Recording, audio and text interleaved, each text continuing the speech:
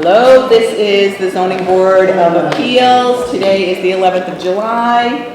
I am Janice Tatarka. I am joined by Hugo Perdomo, Arthur Arsenault, Marilyn Vega Torres, and Joe Mahoney. John DePriest, Hector Velez, over there. The first case in front of us today is 80 Park Street, Chasen Faya. Faya, is that correct? Are you close? For a special permit and variance seeking approval for the conversion of an existing residential structure from one family to two-family structure which does not meet the minimum requirement for open space and off-street parking. Arthur, you will not be participating in this one. And Joan will, when Joan gets here, but she's also not to participate in this, so we'll get started. You came before us last week, John. Do you want to tell us what the planning board said? Planning board recommended approval with standard conditions, design review, an exterior lighting plan, no rental lease, sublease for less than 12 months, and the tenants of the second floor will be ineligible to receive, to participate in the city's resident sticker parking program. And are you comfortable with what they've proposed? Introduce yourself, please, for the record again. Yes, Chase Fayula, owner, 80 Park Street. Okay. And so are you comfortable with what they have Yes, proposed? for the parking, does it matter which unit is restricted? We're assuming that the second unit is, the top floor is the new unit, so it'll be whatever the new unit is. Okay. They're both existing kind of, but can I put that as the first floor unit? Be the new unit? I'll check on that. Okay. So do we have any questions of Chasen? So you had come before us months ago. Well, Oh, a couple of years March. ago Yeah, a couple actually as years well. ago. I did, it was approved at one point Okay. and I just, okay. I was busy with work and couldn't get the occupancy permit in time. So do us, since it's been a while, do us a quick recap of what you're proposing, Chasen. So really just sealing or removing one door that's separating the one bedroom unit on the first floor from the upstairs unit, which would be a 3-bedroom, 1-bath, and downstairs is 1 bedroom, 1 bath. And so, and there's no structural changes other than the door? No, just one door. And I can just show the door. I think it's, yeah. There's currently a door right here. And we're going to ask people to try to speak into the microphone if you can. I know it's not, that's okay. And, all right, I'm sorry, so say it again. Just right here, removing this door, that's right, and that's it. Okay. Questions, thoughts? Is the basement finished? No, it's not. It will be? No. Basement is storage only. That has the 2 doors of egress? Yes. Okay, so before we go any further, this is a variance. So when it comes to a variance, you have to meet each of the 4 criteria. Okay. I will go them one at a time. You will tell us how you will meet that, and then we will decide if what you say makes sense. Okay, perfect. So I got it. the variance is sought because of soil conditions, shape or topography of such land or structure, and especially affecting such land or structures, but not affecting generally the zoning district in which it is located. John, what variances, I should ask first, what variances are we looking for? Why are we looking for variances? Because it'll be lot size, minimum lot size per unit, and open space. Okay, so the variance is sought because of soil conditions, shape or topography of such land or structure, and especially affecting such land or structure, but not affecting generally the zoning district in which it's located. Tell us how that applies. I'm sorry, it's just one. Minimum usable open space. Okay, Because it's in the BR2 district, there is no minimum lot size. okay, minimum open space, okay. And because it's just removing one door, no structural changes, so it will not affect the soil conditions or anything like that. No, it's like, so what you're basically saying is, you can't meet the lot size because you're not making any changes physically Right. to the building. There's nothing that you're proposing, so you... It's not that your use is affecting the soil or shape, it's the soil or shape affecting your Use. open Okay, space. okay. So the issue there would be the shape of the place. Right, just, yeah, the dense neighborhood makes it impossible to meet those requirements. And in reality, there is open space there. It just does not meet the definition of open space, which says that it has to be at least 10 feet wide on every side. It's triangular shape, so it really can't meet that definition. So Yes. a literal enforcement of the provisions of this chapter would involve a substantial hardship, financial or otherwise, to the petitioner or applicant. So, Can I just wait, I'm gonna make one comment. Hector, could you please go down and tell them to try to keep it a little down? Thank you. That's gonna be a continual thing, I think, today.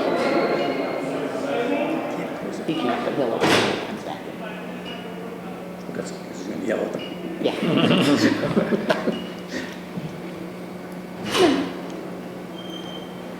Hector, you gotta keep it open.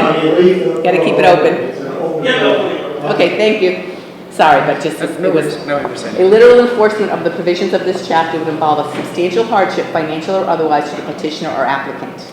So without the approval, I will not be able to rent out the space and will not be able to use the additional income to make improvements to the property or continue to maintain it.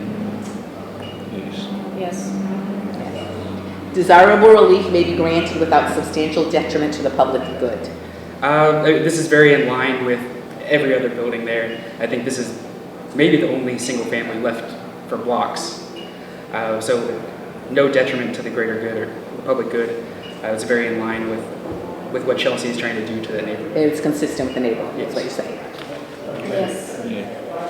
Desirable relief may be granted without nullifying or substantially derogating from the intent or the purpose of this chapter.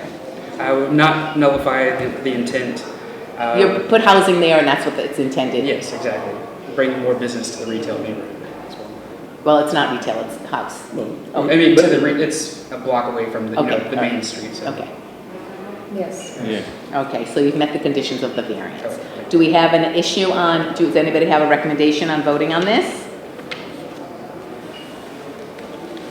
I'll make a motion. Okay, I'll make a motion to approve case number 2023-02, 80 Park Street, with the standard conditions. that, with the conditions as John articulated. Yes. And as a reminder, not to let it lapse again, I will okay? definitely not. Otherwise, you're gonna have to start this all over again, and then we're not gonna be so happy about it. Aye. All in favor? uh, Okay, Thank you. good luck. Thank you. It'll get written up, you'll get to them, can't do anything until you get it. All right, Okay. thank you. But now we have to wait, we're gonna take a pause, we're gonna wait for Joan to come. Okay, we are going to be taking 2023-14, 305 Eastern Ave, 305 Eastern Ave LLC for a special permit seeking approval for a parking lot for the parking and repair and storage of electric vehicles, which require a special permit.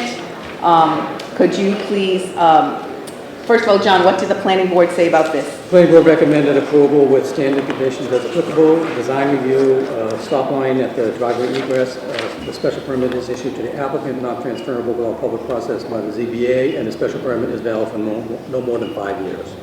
Counselor, introduce yourself and tell us if you're okay with those. Absolutely. Anthony Rossi on behalf of the petitioner and the Madam Chairman, members of the board. It's hot here. It shows up fat here, so I keep it. So this is a project we actually worked with the city and John and Carl to rework this lot and this design because the city rezoned this property for another use. So as a result of it, we did a limitation for 5 years from CEDO to allow this use. And what we did is we created a green space here in the front of the property. You really can't see if you drive by 305 Eastern Ave. All this is sort of set back, but it still looks like the worst piece of whatever one I want to say it when you go by. Detritus. Correct. So what we're going to do is we're going to take this as potential another lot. If you get some developers down the road that want to put structure on. So we set this aside. It's not a small area. It's a pretty good size area. Just a lot. The size of the site is pretty large. But you would come back to us if you were going to do Correct. something like that. But for now, it's going to be green space. So at least whatever you do see when you drive by will be a nice green space. And also, these are going to be new vehicles for Rivian. So these, not that you would see them, but at least now you have a green space barrier between the new vehicles on this side. This is still going to be parking for the actual building itself. Rivian's going to occupy a portion of the building. The actual owner of the building is supposed to vacate in June of next year. Upon his vacating, we're going to be remodeling the entire building and repurposing the entire building. Rivian's going to take a portion of their building for their operation. Then the rest of the building we're going to redevelop and get other users, hopefully consistent to what the new zoning is done. And then if there's a potential user that's looking for a bigger site, which is why we kept this path ready to put there for future development. Another thing is, nobody's really expecting any major user coming to any city with the current economic times and interest rates. So, at least in the near future, like the next 3, 4, 5 years, which is why we put a limitation, working with the city, this is for 5 years, and then we can see where we're at in 5 years, you know, and see if there's other users that come in, or this is a potential user, and go back to the way it may be. So we did a limitation for that, so it works with the city, it works with current development and future development. At the same time, it allows the building to be renovated, it allows it to be sold to my client, it allows this use to be done, and the city not only generate far more tax revenue, but also we're now making more potential for other users to come in a renovated building. And we're still going to keep all this parking, there's over 40-something spots for the building for employees and staffing and visitors that come into this building. Because Rivian will be sufficient to use their actual lot itself for their employees. Currently, in their other location that they operate, I believe they have, I want to quote, maybe 14 employees.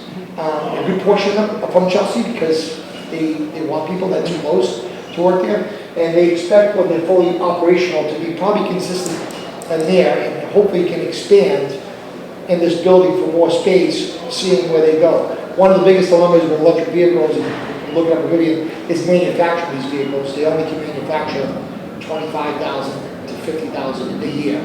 So there's really not that much because they just can't make it. But if they're hoping that if it grows down the road, this can turn into a bigger building with more use, more employees, more manufacturing that can actually help them down the road. And that's one of the reasons why clients will purchase this property, clean it up, pave the site, stripe it, and do this building over with the potential of what can happen down the road. And this will help in the short term and also work with the city with their long-term goals on the property. And John, what's the purpose of that? What is the purpose for their special permit? What's the basis for their needing a special permit? Remind us of that.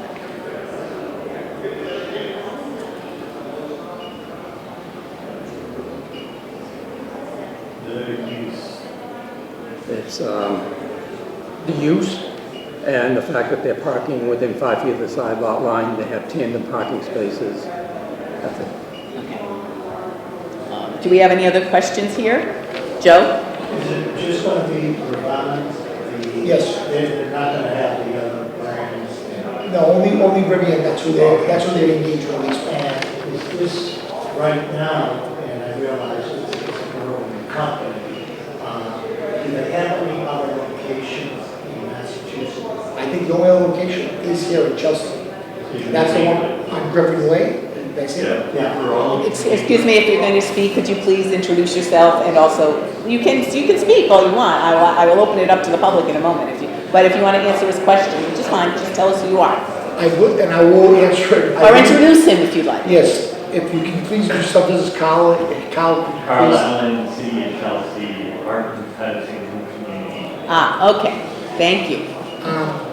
And they're all, the only ones in New England is in Chelsea. So they're trying to make Chelsea their hub and commit to, they renovated, they did a beautiful job at Griffin Way. And my client's actually investing in doing the whole building over with a potential future use with the building by bringing them as a tenant over here. Is there any thought of having a charging station for the general public? If they can do it, but it's not, I don't know how it works. I mean, they can have a charging station, but we can have an ERV charging station. Well, you don't need one for the cars. Correct. There'll be an ERV charging station there. I just don't know how it works on a private sector. I can certainly, if my client was here, I can even make a commitment, but I think I told him. Well, you probably couldn't make a commitment because we don't know what the law is around it, so I mean, access and, So, yeah, Well, and liability issues. yeah, I was gonna say liability would be my they concern. can come on it, but I will commit that if there's a way they can be done, I'm gonna talk to my clients. It's not that big of a deal to put a charging station there. It's more people coming in there, it's an industrial site, and until June, this person vacates, it's a pretty bad site, to begin with. Thank you. Thank you. How many, can you remind us how many vehicles are coming? I want to say it was 120. 120. 120. And it says for storage and repair Correct. of automobiles. What type of repairs? So the way they do repairs, there's no engine. So everything is done like by a computer, Okay. and it may be like like, I have 2 Rivians and the USB doesn't work, so they, on it, they'll come in and they'll program something, they'll check it, it's like a little button, and it comes out. It's nothing like that, it's not auto body repair, because I think auto body repair is a different license, right, John? Yeah. It's more repair of. It's IT. Electronic, that's what I like here. IT, Yeah, correct. IT stuff. And they train, Yeah. like, a person who purchases a vehicle, it's all done online. They'll come in there and they'll have like a showroom and say, hey, when I say showroom, like, here's, people come, teach them, this is how you start, this is how you charge, this is what you don't do. The biggest problem is not what you do, it's what you shouldn't do that creates problems in these vehicles. And when they send you an update it, because if you don't update it, that's how the software creates problems. So they'll be training, people to understand on the repair end, so it doesn't happen again. And I think one of the issues that I had, or that I brought up at the last meeting, was like the entryway, the entrance to the site. The entrance and the exit. Same. It'll be the same. They'll be the same. It'll be the same. Same location. If you, on the other side, it's a pretty dangerous area. Yes. I think there's an easement for the abutting property that you can sort of cross over there, which we kept that easement open, but here it shows it both ways, 2-way traffic Okay. here, all in this location. So there'll be signage, lights or something in Yes. front, because that's a We require the scary signage. spot there because of the railroad tracks and Yes. the car wash across the street. And that's yeah, up to design yeah. review with John, that we're gonna be Yes. going through all that with landscape, correct? Following her question, how big is the driveway, the entrance, how big? I want to say it was, I can't see it here, but I want to say it was 25 feet on this portion here.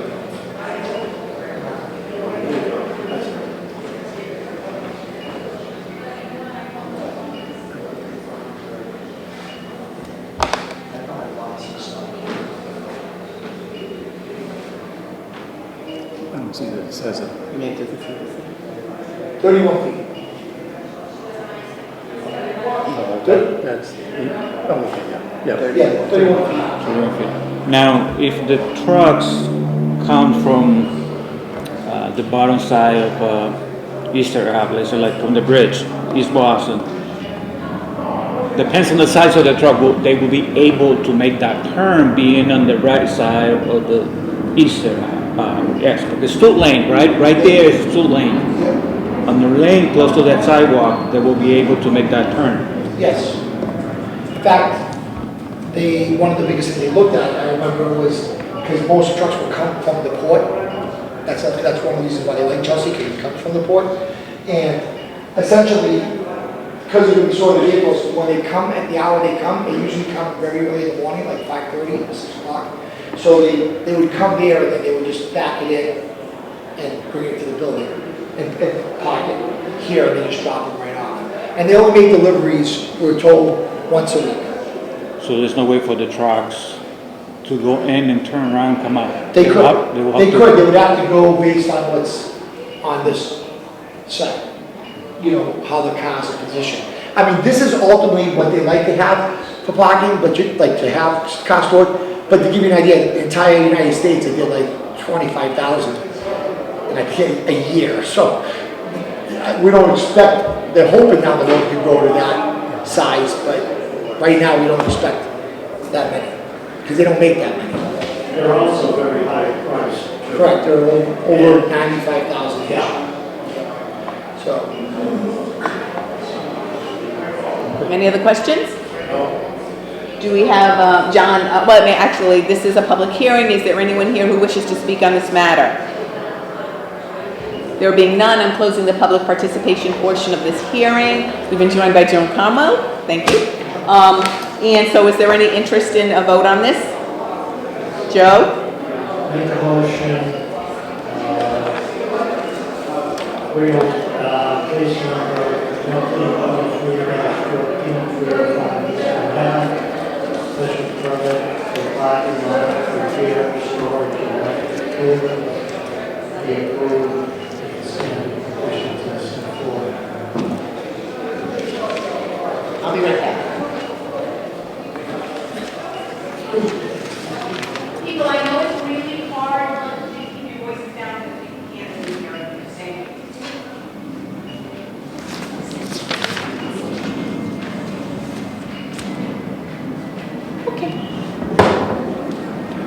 I'm sorry, so we have first Joe, second Marilyn, and Joe, would you make your motion with the special, with the conditions as articulated by John earlier? Yes. All in favor? Aye. All opposed? None? Thank you, Madam Chairman, thank you, members of the board. Good luck. Thank you. You're here for the boss. Lawson. All right. Okay, the next one is Possum. Can I just grab? Yes, please. So you go, you're not doing this one. Joan, you need some candy? You sure? So Joan, the board just did 80 Park Street and 305 Eastern Ave. Yep.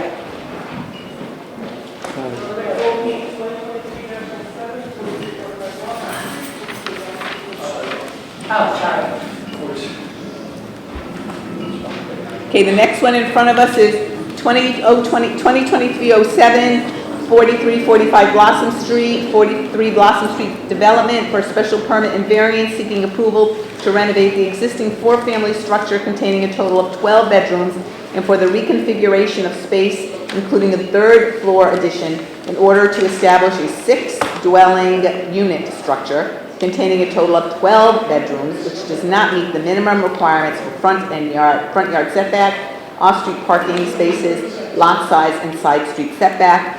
This was deferred to this month. No, this was deferred from the third, whatever, it was deferred, and now we're back. Hugo will not be participating in this. John, did this go to the planning board? It did, and the planning board recommended approval with standard conditions as applicable, design review, a landscaping plan, exterior lighting plan, compliant with international dark sky standards, a good quality opaque fence along the frontage at the existing parking space 1, a good quality opaque fence along the westerly property line, no rental, lease, or sublease for less than 12 months. Tenants of the building will be ineligible to participate in the city's resident sticker parking program. All precautions taken to preserve the street tree, and if that street tree is damaged, replace it. And petitioner provide for a white roof. Counselor, introduce yourself again for the record and let's talk about those. Update us on your proposal and whether or not you're comfortable with the planning Yes, board proposal. Anthony Lawson, I'm the petitioner. Good evening, Madam Chairman, members of the board again. I do have my client here. I also have the architect from Costa Design also. And as far as those conditions are conditions that we understood and agreed to commit to on the property. And if I may talk about a little bit what transpired, this is another project that we work hand in hand with the city to make sure this is something that the city wanted to see and get done. As at the first hearing, there was a few neighbors there that had concerns regarding the structure itself and the prior use.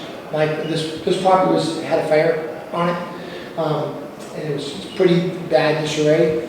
And basically, my clients are taking the existing building, gutting the building entirely, and this property is in flood zone, so I'm not sure if the board is aware, but it is in flood zone. They're actually decreasing the foyer ratio, they're not increasing the square footage of the building.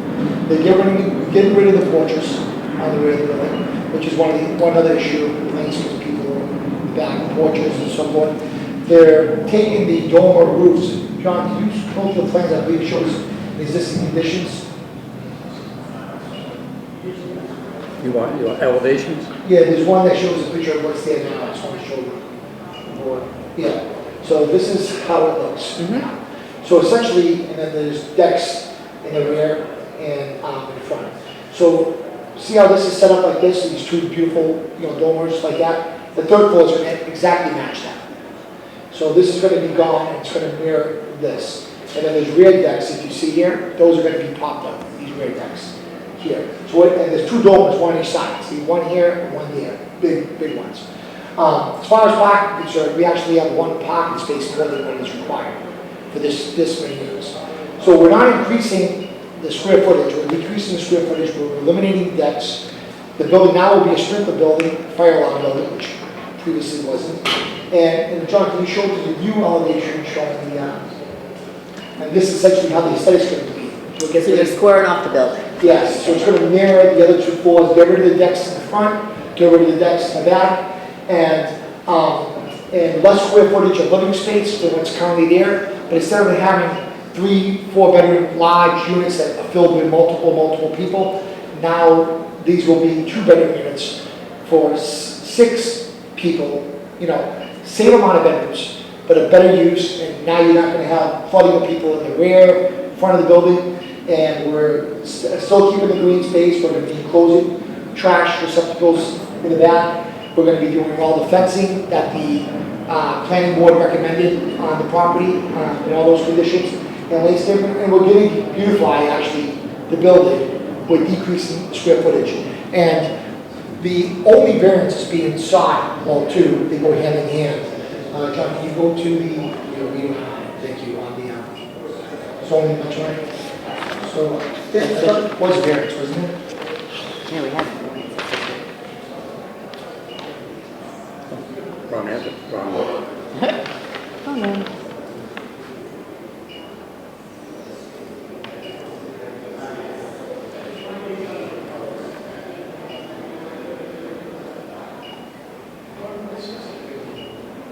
There we go.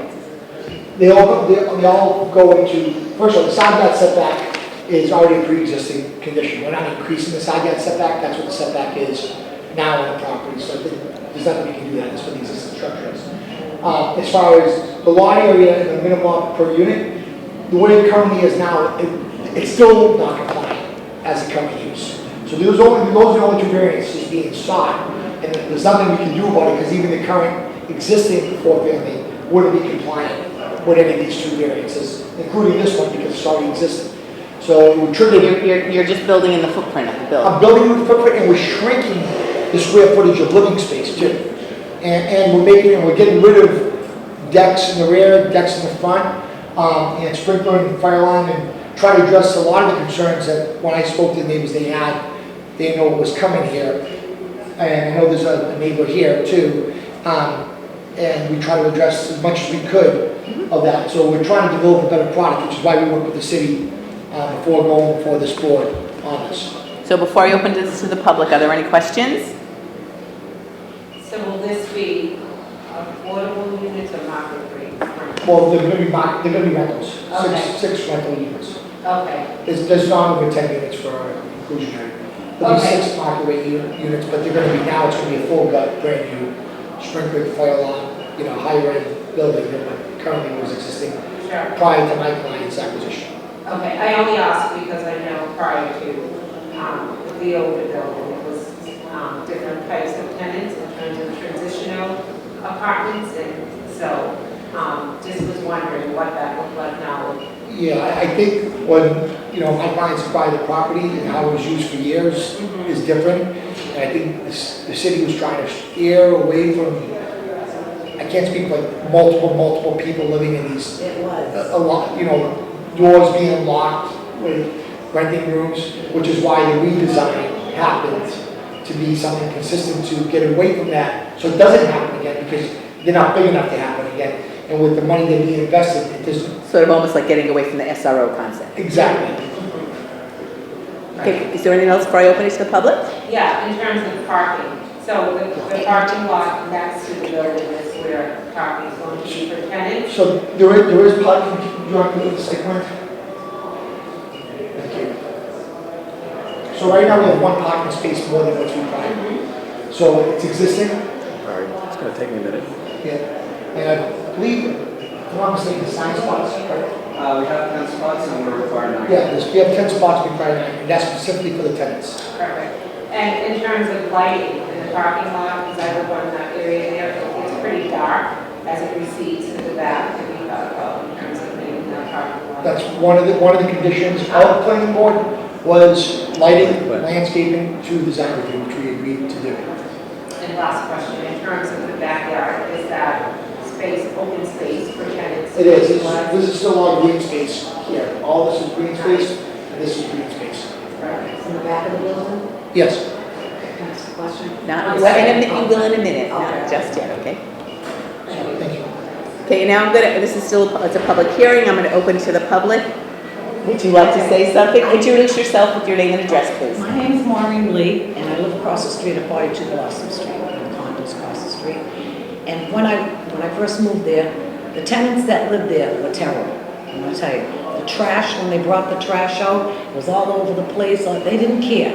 They blasted their music and doing all this crazy stuff. Now in the back of the building, I found out when they had porches, they were having cookouts.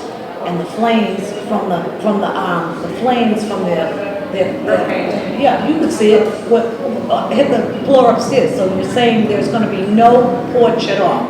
None. None In at the all? front, none in the back. So- The only porch is when you come up the set of stairs that, Right. the entrance, but there's Okay. no porch for the They'll have tenants. a yard big enough if they wanna have a little cookout? Correct. And nothing, no fires and nothing No. like that? No. And now we have families moving in. Now, if there's like a 3-car family, say you got, how many cars are gonna park in the parking lot and how many in the street? So they're all 2 bedrooms. We're gonna have 10 spots for 6 2-bedrooms. We're literally almost having 2 parking spaces All right. per unit. So we have a pretty, All right, so that's good, because Yeah. there's already no parking on the street. correct. All So right. by getting rid of these large units that have multiple people renting rooms, Right. they, an average apartment could have 4 cars because they're renting individual rooms. And then, That's not gonna happen here because we're making them into brand new 2-bedroom, nice brand new units. okay, that sounds good to me. And That was how- something you brought up, which is why we changed last time I saw design. it. Correct. And the trash, there's an area where they're gonna have that. We have a designated area in the building, right here, Okay. fenced in with trash. Then when they bring it out to the The people again. street, All right, correct. okay. It's enclosed in too. All right, good. Good? Thank you. I'm sorry for No, no, You didn't interrupt, it's your turn. You just had to wait for your turn. I put those changes that you asked for. Is there anyone else here who wishes to speak on this? There being none, I'm going to close the public participation portion of this. We still have to go through the variance issues, so let's do that one at a time. And then, John, do you have anything to say before we go through that? Is anything from the board, from the department? Sorry, could I just ask one question? Of course. Since you isn't participating, what about snow? So all snow in the wintertime will be pushed into this area here, because nobody's gonna be using the grass area in the wintertime. And if it ever, a condition can be that if it ever gets overflowed, they have to remove it after so many inches. And I think John makes those conditions anyways when he writes the decision. That's one of the standard conditions. Yep. Thank you.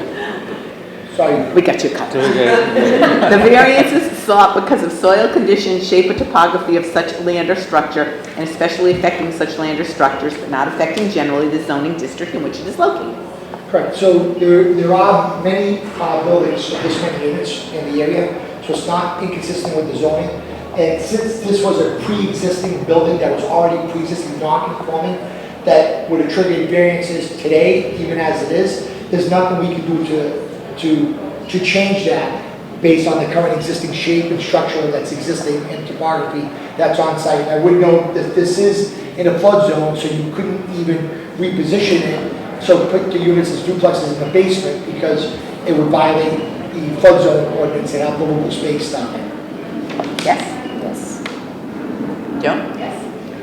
A literal enforcement of the provisions of this chapter would involve a substantial hardship, financial or otherwise, to the applicant or petitioner. The hardship, forget about financial, which would be a financial hardship, but the actual building itself, to be compliant, even in today's standards, you'd have to whip half the building down because it goes by lot size and the amount of units. So when the building was originally built, it was compliant with the previous zoning. It wouldn't be compliant with today's zoning. So the hardship is extensive because you can't do nothing, it's already existing on there.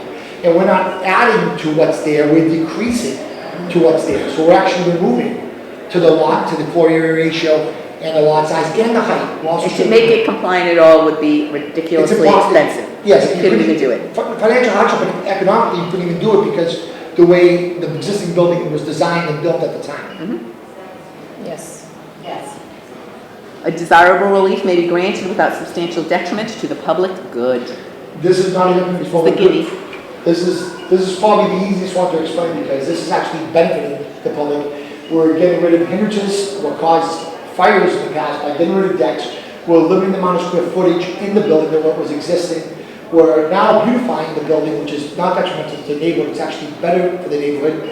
And now we're also, which we never talked about before, but we're putting a Caltech system in here too for drainage. So there's nothing now, everything flows and floods the area. So this will actually create a drainage in the parking lot so we don't have buildup of ice and snow. So the actual design here is far better than what is existing. So it certainly wouldn't be detrimental it's actually a benefit to what's in the neighborhood. Yes. Yes. Desirable relief may be granted without nullifying or substantially derogating from the intent or purpose of this chapter. It doesn't derogate because it actually mimics to what's other uses that are in the neighborhood. There are many multiple family buildings of this size and nature, and in fact, this was one of the many buildings that was that. All this is doing now is repositioning the amount of bedrooms in the space, so it wouldn't alter from that, even though every property stands on its own.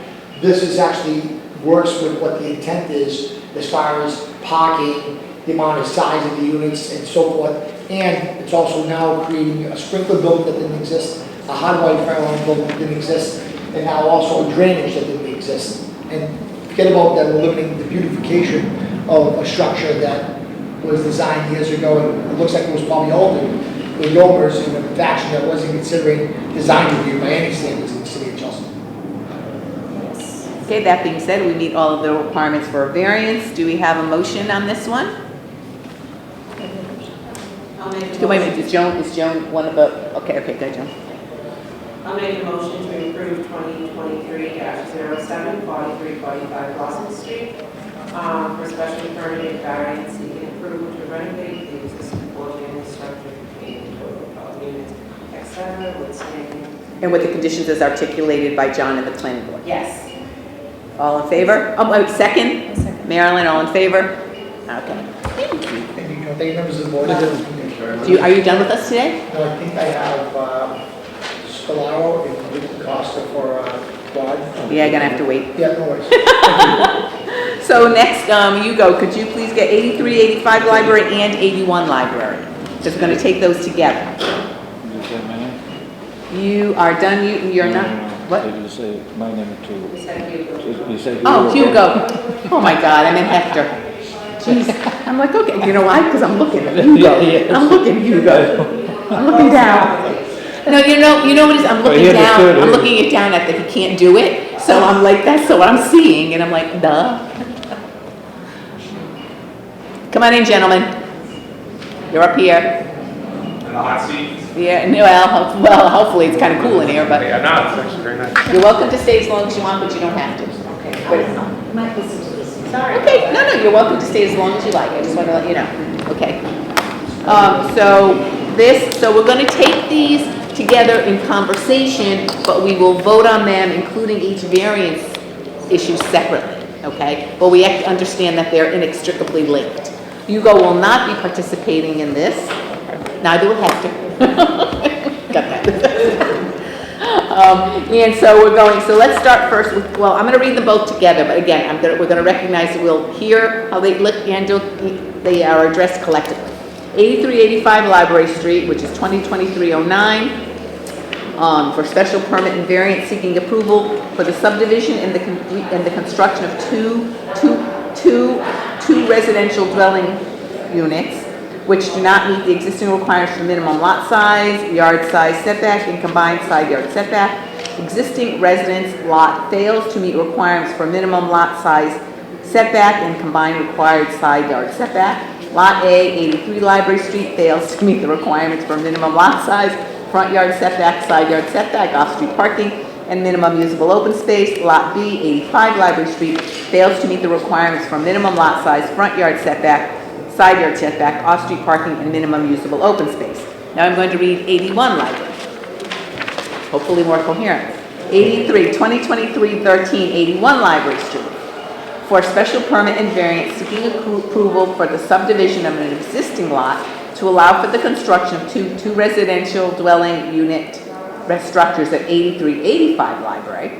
The proposed subdivision at 81 Library does not meet the requirements for minimum lot size, side yard setback, and combined side yard setback. Existing residence lot fails to meet requirements for minimum lot size, side yard setback, and combined required side yard setback. This is sufficiently complicated that I would ask you guys to sort of Englishize it for me rather than because with all this, that, and the other. So tell us what you're proposing for these two. Introduce yourself and then. Yes, thank you, and good evening, Madam Chair, and through you, the members of the board. For the record, my name is Richard Linz. I'm an attorney with the business address of 245 Sumner Street in Boston on behalf of the petitioner. To my right is Maria Teixeira. She's the owner of the real property that is before the board this evening.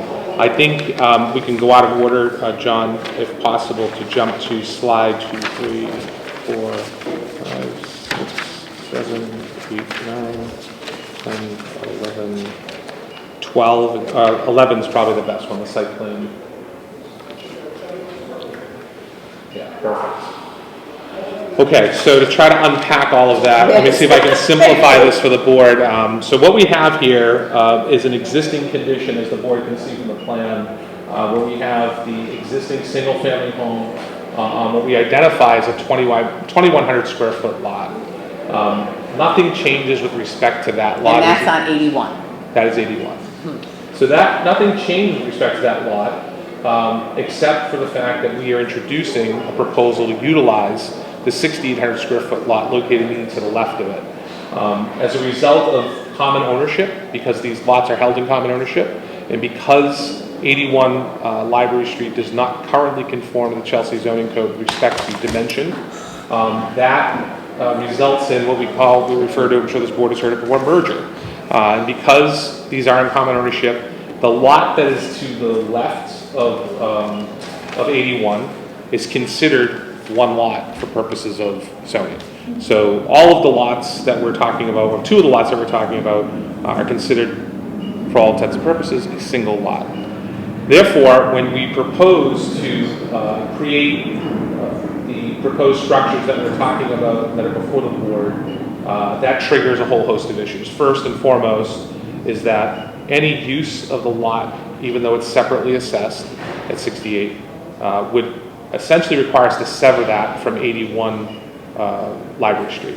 And as a result, that creates a number of the nonconformities that are before the board for 81 Library. I'm trying to take these in order. Yeah. So 81 Library has a few nonconformities, including your side yard setback, your minimum lot size, etc. And as a result, we would require relief just to create a separate lot in and of itself to allow for the proposed development. 81 is a separate address. Right. Okay. And it's separately assessed for purpose of taxes, and so is the vacant lot. It's its own separate address. So that brings us to our first request, which is the variance for allowing for the subdivision, and that involves 81 Library Street. And if you want me to run through the specific, I think you have them, but should we take 81 first, John? Would you recommend? I mean, I guess it seems to make sense from a simpler point of view to take 81 first. Because if you don't approve that, then it's not. Then we know. Exactly. We call that showstopper. Yeah. So Hugo's not doing this one. All right, go ahead. Yeah. So with respect to 81, we aren't, again, for the board, for the clarification of the record, we're not proposing any change to 81. There's no work being proposed. There's no modification to the existing building. It will remain exactly as it is, and the assessed parcel will remain exactly as it is. However, because we do propose to develop the lot to the left, we do have to deal with that merger issue. So with respect to the zoning issues that are involved, the minimum lot size required is 5,000 square feet.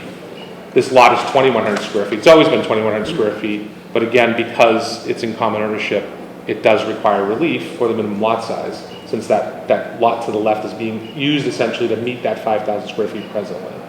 With respect to the side yard setback, our proposed setback is, or the required setback is 5 feet. The narrowest or the shallowest setback is 2.3 feet, and therefore variance is required. And again, if we look at, we got right here. Does it need special permits too, or just variances? 81 is variance. Okay, because it says special permit variance. I want to make sure. Yeah, and then the side yard aggregate width, and again, this involves not only the existing conditions, and we're not moving our building any closer or making our lot any smaller, but because we are essentially now making a new lot, we are required to comply with all the requirements of the current zoning. So therefore, the 12 foot that's required for the aggregate side yard setback would only be 4 feet, and therefore a variance would be necessary. So those are the items that are. So to summarize, this is basically, you're not making it, this is a separately assessed address. If you weren't proposing to do anything on 81 and 83, it's already, I mean, it is what it is what I guess I'm saying. Right, would you say it's a paper exercise? Yeah, so I refer it to technical variance Right, because you're not proposing any changes. It is a separate lot as it is. It's assessed, I guess that's why I wanted to know if it's considered a separate address as a separate lot. So, Joe? Question. Assuming this was approved, the can the 81 ever be separated and considered a separate lot by itself? Yes. But we're kind of doing that. That's what Right. that's what we're doing. That's what your vote would. That's what our vote is saying, that it's not, it sort of takes away this concept of a merger, this paper concept of merger, because they're owned by the same people, and says, and lets it stand alone. Even though it, through the chair, even though it does stand alone from the assessed standpoint, from a zoning standpoint, if these were owned separately, we wouldn't be having this conversation. Yes, The fact that they're owned in conjunction requires us to go through this I'm exercise. just wondering why the lot isn't brought into, can you make that lot part of the other two lots? No, because one structure per lot. Yeah, I realize that. But for zoning purposes, it's all considered one lot because a lot 81 by itself is deficient in lot area. Theoretically, they could use, the property owner could use the 83, 85 to make up some of that lot area. Okay. Because it's deficient in side yard setback, theoretically she could use 83, 85 to make up some of that.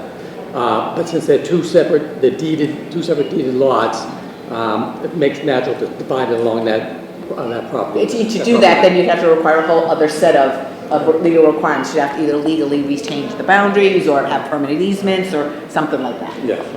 Right. Okay. Thank you. What did the planning board have to say, John?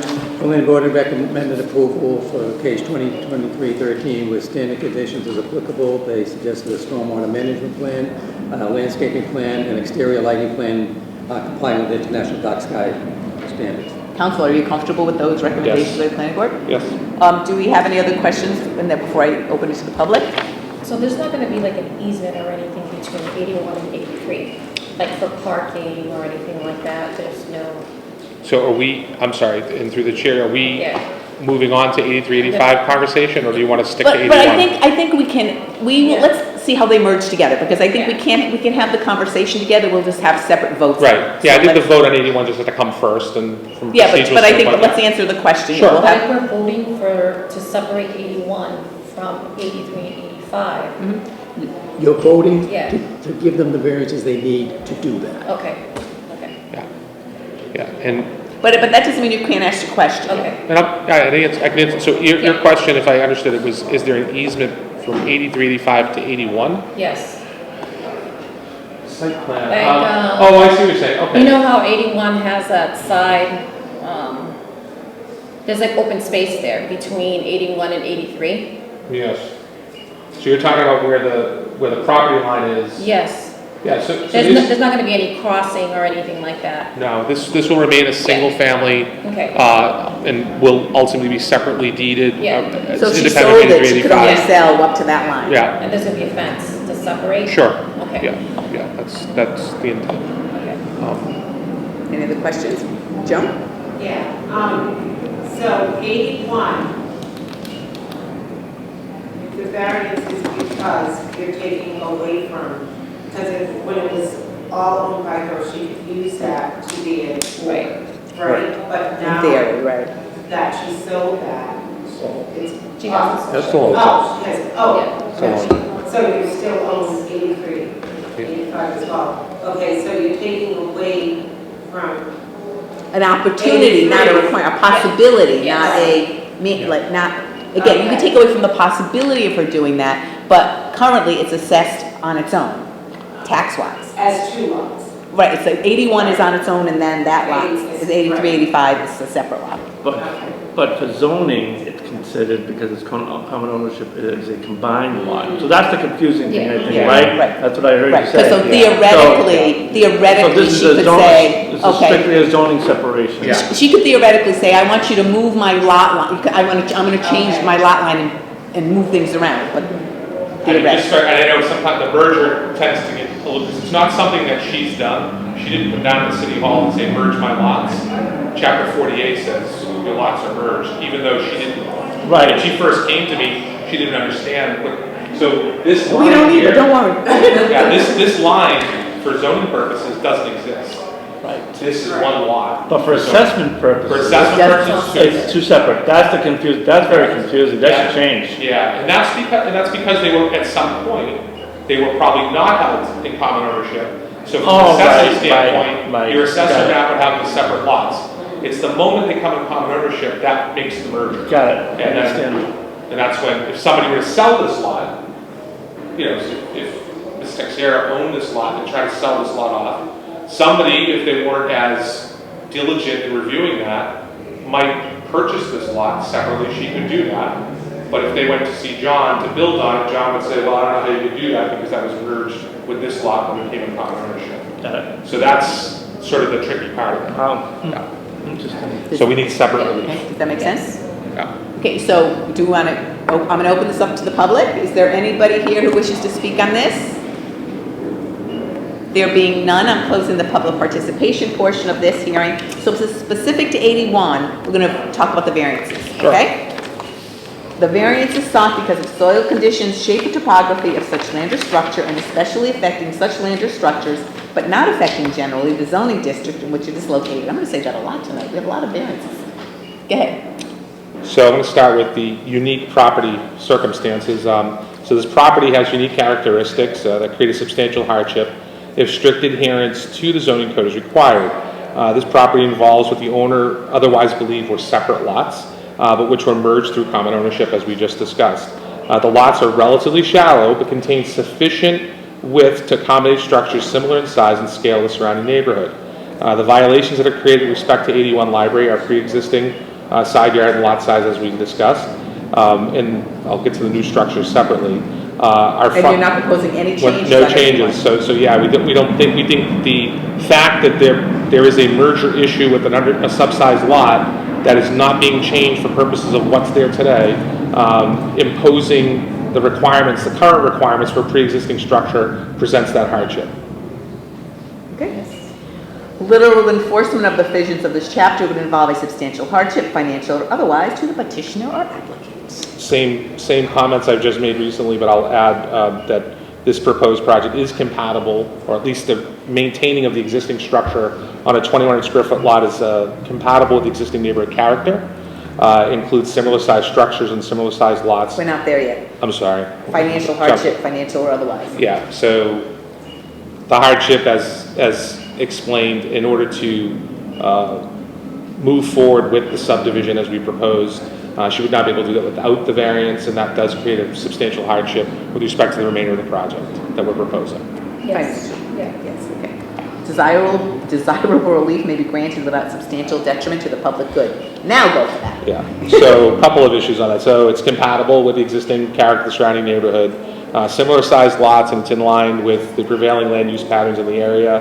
The proposed project would not be detrimental to the public good, as it does provide an opportunity, and we'll get to that, for additional housing, as well as the opportunity to maintain the existing But structure. irrelevant to that, right now, Yep. this particular Yep. proposal, she's not making any changes, so Yep. it's no more detrimental nor positive than it was. It's pretty neutral in its Yep. expectation. Yep. So And that's, as that pretty stands alone, it's straightforward. neutral. Yep. Yep, yes.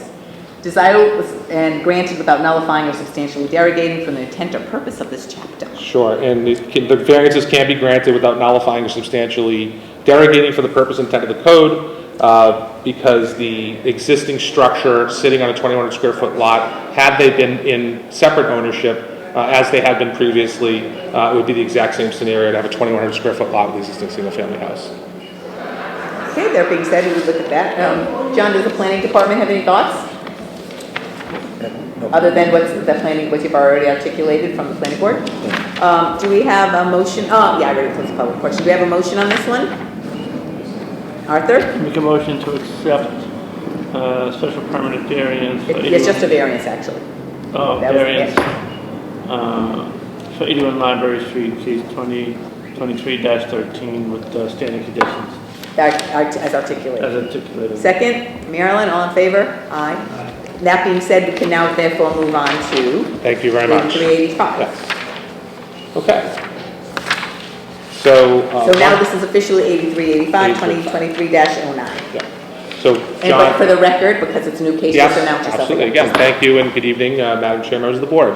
Richard Lins, 245 Sumner Street, East Boston, on behalf of the petitioner, Maria Texera, who's with us as well. And this is involving the proposal now for 8385 Library Street. I think if we could jump to maybe the next slide, John, that would be helpful. Show the layout. Is this the one you want? Yes, please, thank you. Okay, so we'll start here and then we can sort of bounce around. So this proposal involves the now newly subdivided 6,780 square foot lot located at 8385 Library Street. Our proposal would construct two separate two-unit buildings. These are designed as townhouse buildings. There would be 3 stories. They would contain 3 bedrooms and 3 baths, or 2.5 baths, I believe, each. Bear with me one second. Yeah, 2 separate units. Yeah, three units, 3 bedrooms with 2.5 bath units, and unfinished basement. Each of these units would have 2 parking spaces. Those parking spaces would be accessed from a common driveway between the 2 buildings. And they would be parked and arranged as tandem parking spaces behind each of the buildings. The tandem spaces would allow for individual unit owners to access both of their vehicles. It does require some maneuvers, but each unit owner would have access to 2 tandem spaces per unit. As Ms. Texera intends to have family occupy these units, these are intended for her immediate family to own and occupy in the future. We don't anticipate that would present any issue with the tandem parking because, again, these would be assigned to individual units and would not require any other units to have to move their car to allow somebody else to move. The access point driveway up the middle allows for at least a 10-foot minimum with 24-foot separation between the spaces, so there is sufficient room for any of those vehicles to maneuver in and out of the parking spaces that they would be occupying. As you can see, we do incorporate a good amount of landscaping around the property on both the side yards, which are set back at about 5 feet, a little over 5 feet. We do have buffering along the rear. I know we do have some issues with the proximity of the parking space to the rear property line. However, we do and are able to put sufficient buffering in between the parking space and the rear property line as well. John, if we want to jump back to the... To sort of build on what Marilyn asked earlier, is there going to be an official easement between those 2 places to access the... Yes. So I know this came up at the preliminary hearing as well. It's likely that this will be arranged as one condo project. So you'll have 4 units in one condominium. Even though they may be on separate lots, that doesn't necessarily mean they can't be all under one condominium association. Within that association document, you would have shared maintenance of the easement, so that way there it continues in perpetuity. Whatever management or management company handles any of the management of the site would be able to handle all of the snow removal, maintenance, and repairs. So if they ever got separated, then that would still be a requirement of the condo in docs. perpetuity, correct. So as part of those condo docs, that easement will be recorded as part of that site plan. So yeah, each building would have access to the parking area. So if we can go to the elevation, John, just so we can talk a little bit about what's the next slide. So this is just the architect's proposed rendering showing, the concept, and we feel, and I do have some context photos of the existing surrounding neighborhood. We feel this is quite contextual with this immediate vicinity, immediate neighborhood. There are triple-decker style buildings in that area, as well as some other multifamily buildings of similar size and scale. But each unit is one triple decker. So yeah, they're arranged as a townhouse style, so each has their own independent entrance with living space on the 3 levels above. So all internal stairwells for each of those units. What's the square footage on those units? Bear with me one second. I have them at. Oh, it says. I'm sorry. That's it. Around 2,100 square feet, thereabouts. Yeah. So for habitable, livable space, about 700 square feet per level.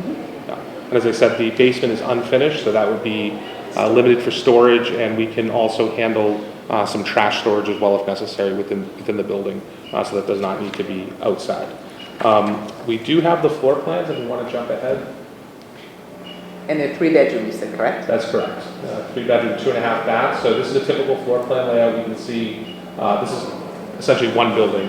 So on the upper left side, we have the basement plan. The first floor plan is to the upper right. You have living area, half bath, entranceway and stairwell with entrance foyer.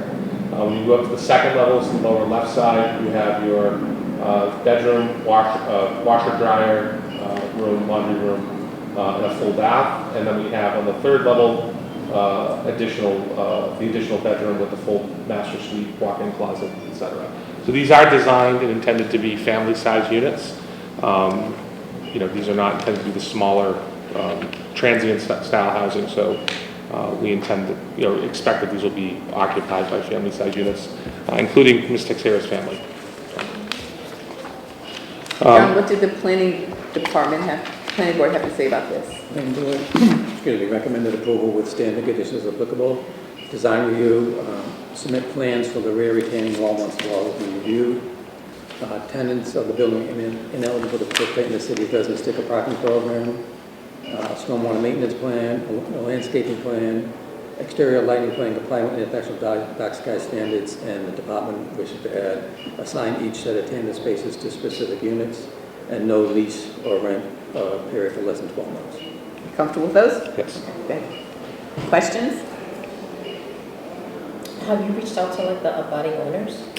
I know that there's been some conversations with the abutter directly to the rear. I know there's a question about the retaining wall. We've had conversations about who would handle that. Based upon the fact that we are doing the construction on the site, my client is prepared to take on that responsibility of taking ownership for any new retaining wall as we put in. So that should be a substantial benefit to the abutter to the rear.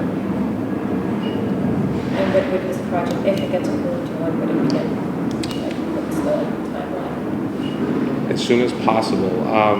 I would expect, just based upon where we are in the process, we probably have a good maybe 3 to 4 months of final construction drawing permitting, assuming it's approved. We'll take it out for construction financing. So, we'd like to potentially break ground late fall, but it could slip to the spring depending on what the weather looks like. I'm going to open this to the public. Any questions? I actually have a question. Okay, Joan.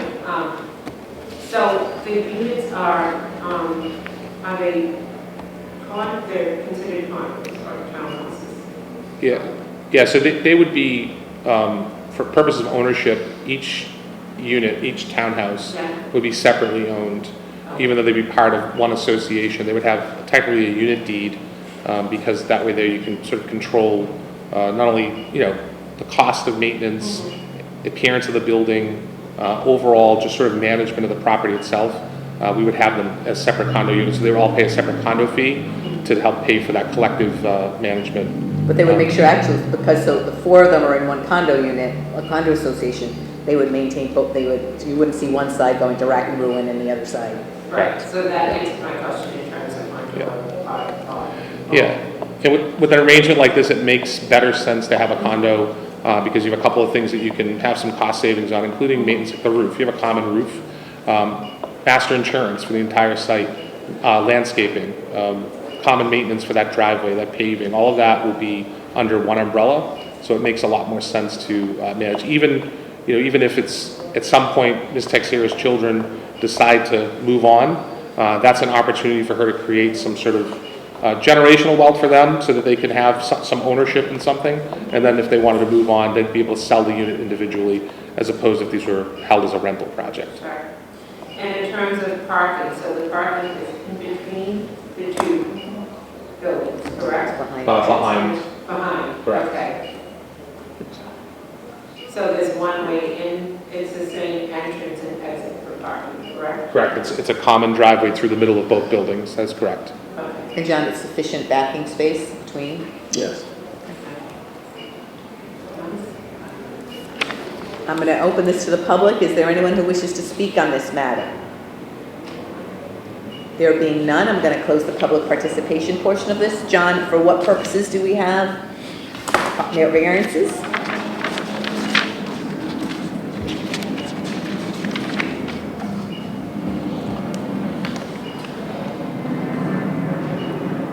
We have a number of them. There were 3 in the top 2, 2. No, that was 81. Oh, that's 81. Okay. 81. So this would be So Lot A and then Lot B. Okay. They're identical. They're basically the same. Okay, so it's 35 per unit. Okay. So basically lot area of the unit, front yard setback, side yard setback, and usable open space. So the ticket. We're going to go through each one. The variance is sought because of soil conditions, shape, or topography of such land or structure, and especially affecting such land or structures, but not affecting generally the zoning district in which it is located. Again, this property does have unique characteristics that create a substantial hardship if strict compliance and strict adherence to the zoning code is required. As stated previously, this property does involve what the owner understood to be two separate lots, that this would have been a developable lot had it been separately owned.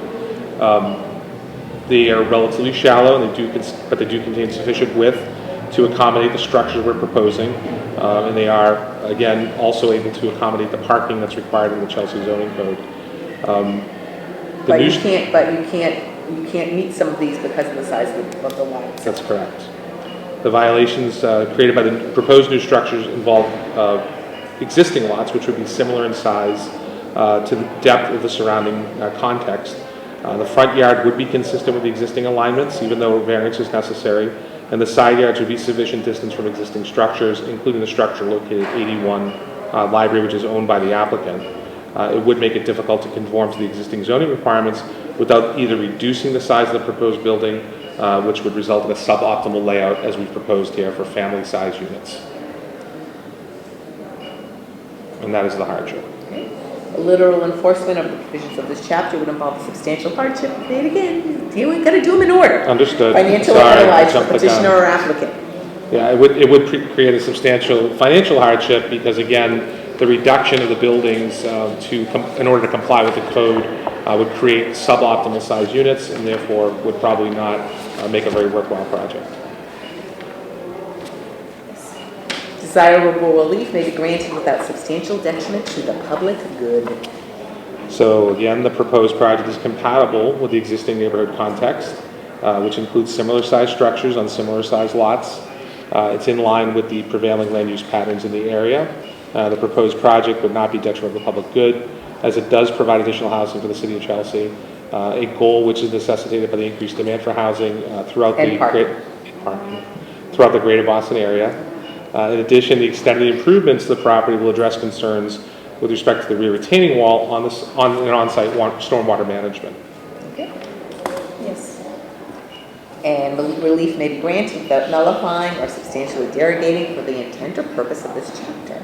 So the requested variance can be granted without nullifying or substantially derogating from the purpose and intent of the code, because allowing construction of 4 townhouse dwellings on separate lots is an allowed use in the district. It aligns with the broader goals and objectives of zoning regulations, such as promoting diverse housing options, efficient land use, and supporting sustainable development. In addition, the requested variances are the minimum necessary to alleviate the hardship that has been discussed.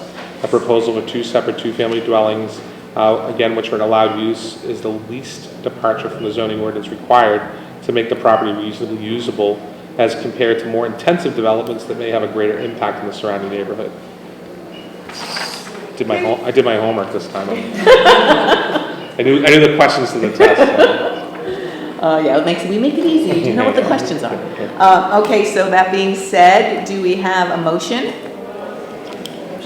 Arthur or Marilyn?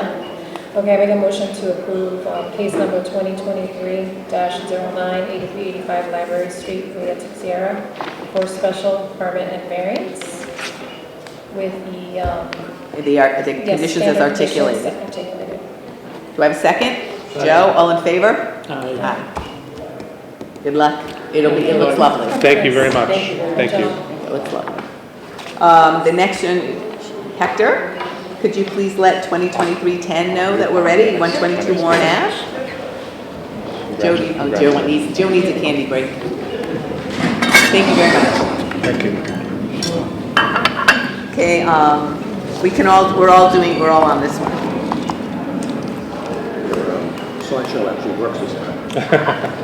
I don't know what happened. I think it's the drop. Sometimes the Dropbox, I think it parses them out as single pages sometimes. I find I have to save it, then save it as a JPEG, and then copy it. And copy it.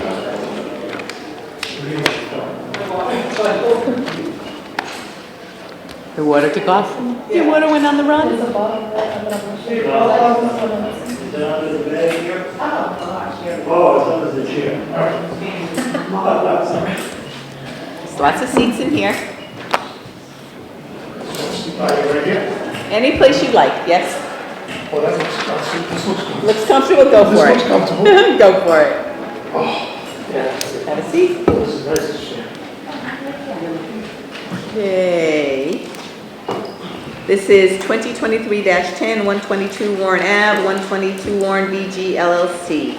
For special permit and variance, seeking the approval for the construction of a two-family dwelling within 122 Warren Ave with an existing three-family dwelling to remain within proposed subdivided lot. Pursuant to section 34-78A, no lot on which a building existing or erected shall be altered, and no structures shall be rearranged so as to create or increase a nonconformance with this ordinance.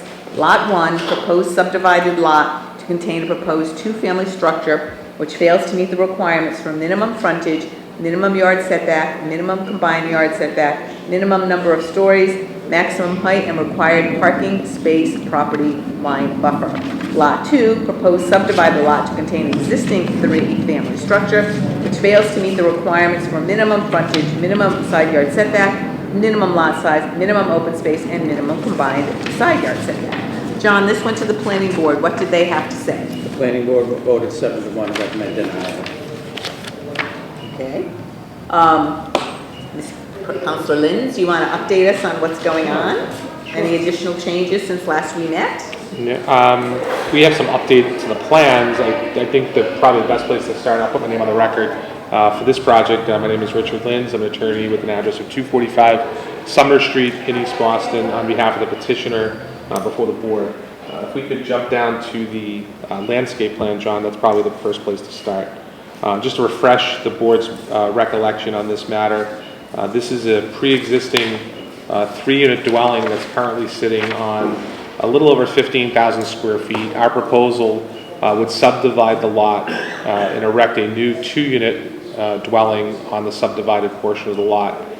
We are proposing a total of 4 parking spaces in connection with the proposed new two-unit dwelling, and we're also proposing to add 3 parking spaces which do not presently exist to be utilized by the existing 3-unit dwelling.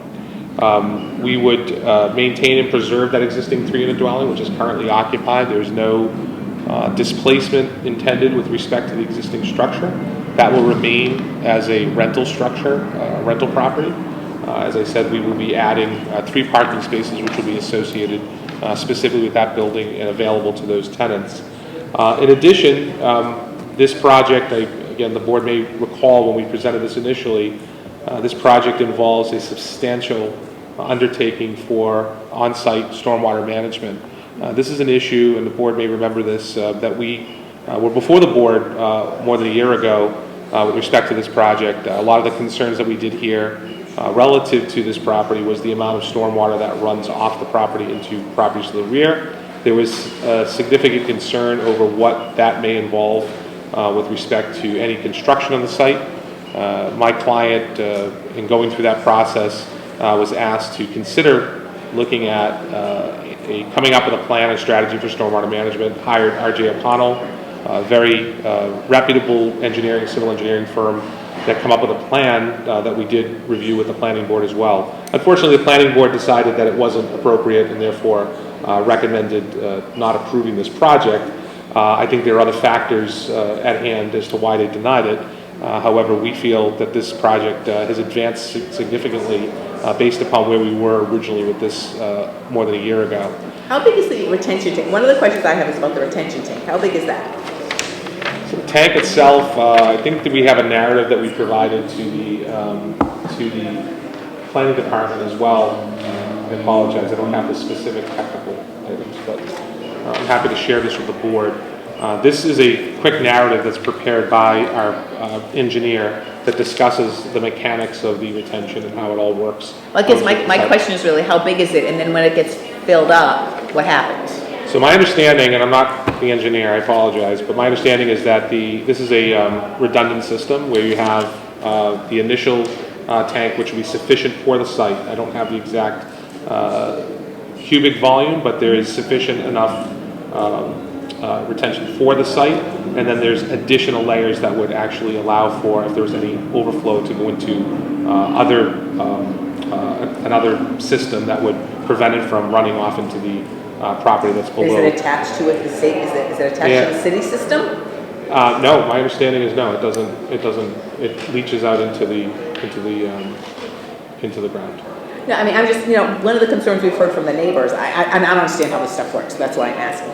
So you've got, say it's 1,000 gallon, and I say this only because I was just at my mother's house and I had to have the cesspool pumped. And I know when it reaches a certain point, you've got to have it pumped out, it just doesn't disappear on its own. Yeah. So clearly a retention tank is different than that, but, so I don't understand, like, if it gets to the point where, what happens to it? Yeah, so my understanding is the retention, the concept of the retention, so you have to take into consideration what exists presently. Presently you just have runoff. So right now you have, pervious material, ground, soil, etc., where all of that stormwater or any of that runoff from the site is just going wherever it goes, and it's going to go to its lowest point, which is typically the property behind us. So that's just that's physics. The retention actually holds it and releases it at a slower pace so that it's not a deluge into other properties.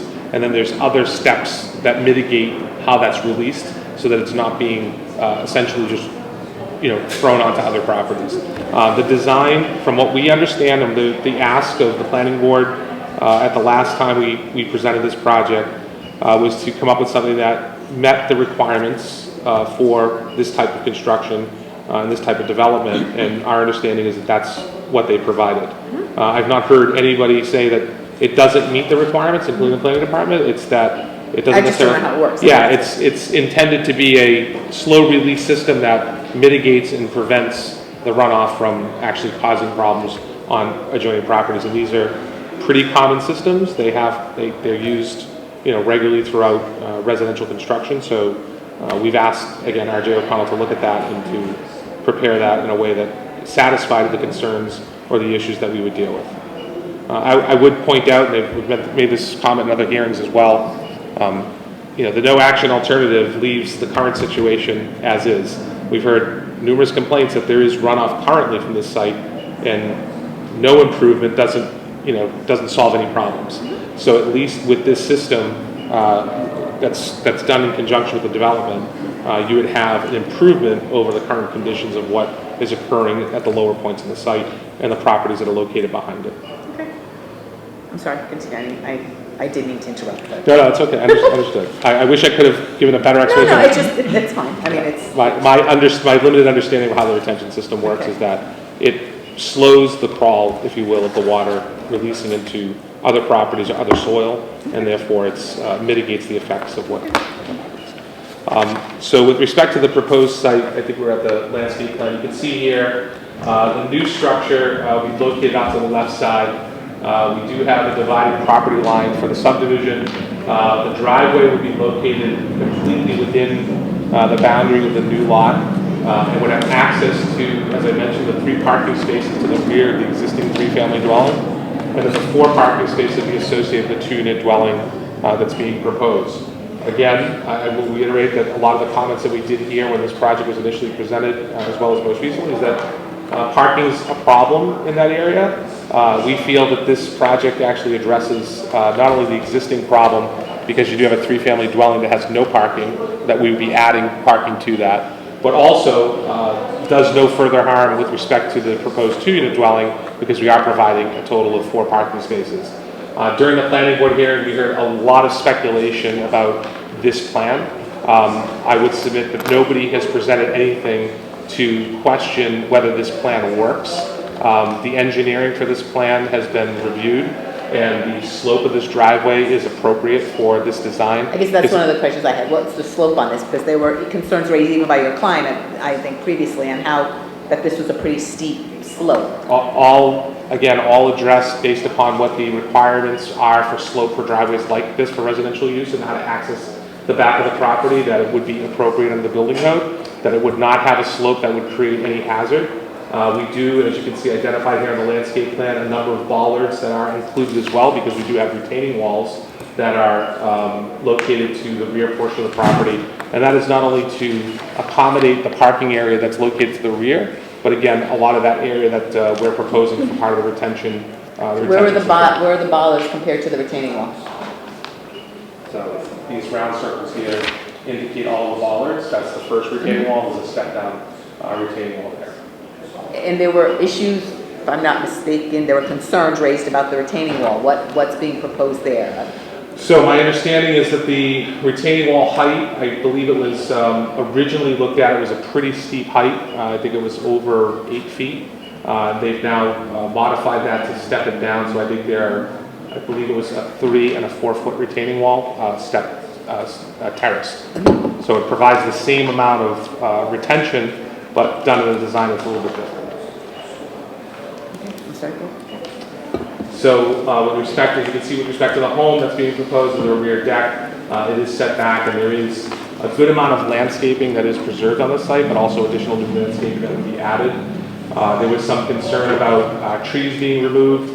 As you can see, the lower portion of the back portion of the property retains a number of the trees, where there will be additional plantings that we will include and incorporate into the project.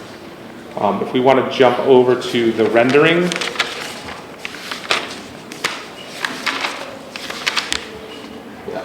Concept rendering. Yeah, so as you can see here, the scale of the building that we're proposing is pretty consistent with what exists on this section of the street. The existing building, three-unit building to the right, has pitched roof. It's essentially 2.5 stories from the sidewalk. That building would probably also sit at about 4 stories to the rear. And one of the reasons is obviously the grade separation from the sidewalk level down to the rear portion of the property. And that's one of the variances that we are requesting, but for all intents and purposes, this is a 2.5-story building as viewed from the sidewalk, and certainly taller when looked at from the rear based upon the actual slope of the property. We do have the floor plans. One other question. One of the things that I remember came up at the last hearing was that there were 3 units, but somebody questioned that there were 4 mailboxes. Yeah, so I did inquire. So the mailbox, because the entrance, we have 2 entrances for that lower unit. So the mailbox was placed near the entrance, but there was also a main mailbox placed up on the upper level. But that was for the same unit, correct? In case the mailman delivered at one, just went to one set of mailboxes and didn't get the other mailbox. So the other mailbox is part of the same unit. So it's okay. There's still 4 mailboxes for 3 units. Correct. Okay. So I know, John, if we could jump just maybe to the floor plans, or the elevations would probably show a little bit better about the. How wide is this? Also, how wide is the parking space between the 2 buildings where the driveway is going down? How wide is that? I think we had a site plan. Because I mean, the rendering is hard to tell. Yeah, I think we said it was. I think we had it at 12 feet.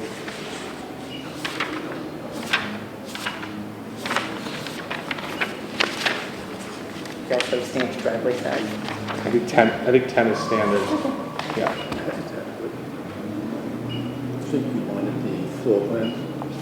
Yeah, if we could just jump to the, actually the elevation, just to talk a little about the slope. Yeah, there we go. So from the elevation standpoint, we have, you see the front of the building here as viewed from the sidewalk level, but then you can see the profile in the right side elevation. That you do have that slope going down towards the back of the property with a full ceiling height basement. That's part of the first unit. So each of these units would be bi-level. You'd have living space on all of the levels, but Unit 1 would have the lowest level at the basement with the first level, and Unit 2 would have the second level and the upper level where that dormer roof appears. We do have rear decks to the rear of the property as well. If we want to jump to the floor plan, John, we can just walk through that.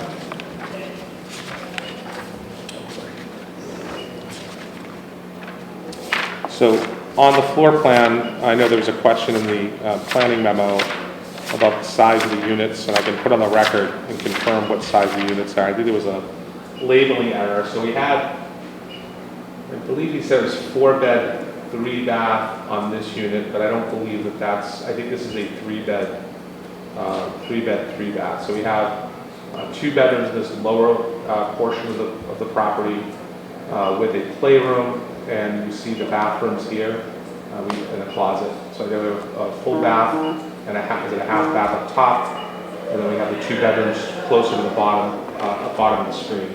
And if we go to the next slide, you can see the layout for the upper level, the upper portion of that level. So you're saying this is, that's a bedroom? Playroom, Playroom, and these two are the bedrooms? 2 bedrooms, yeah, And then this is, bedroom.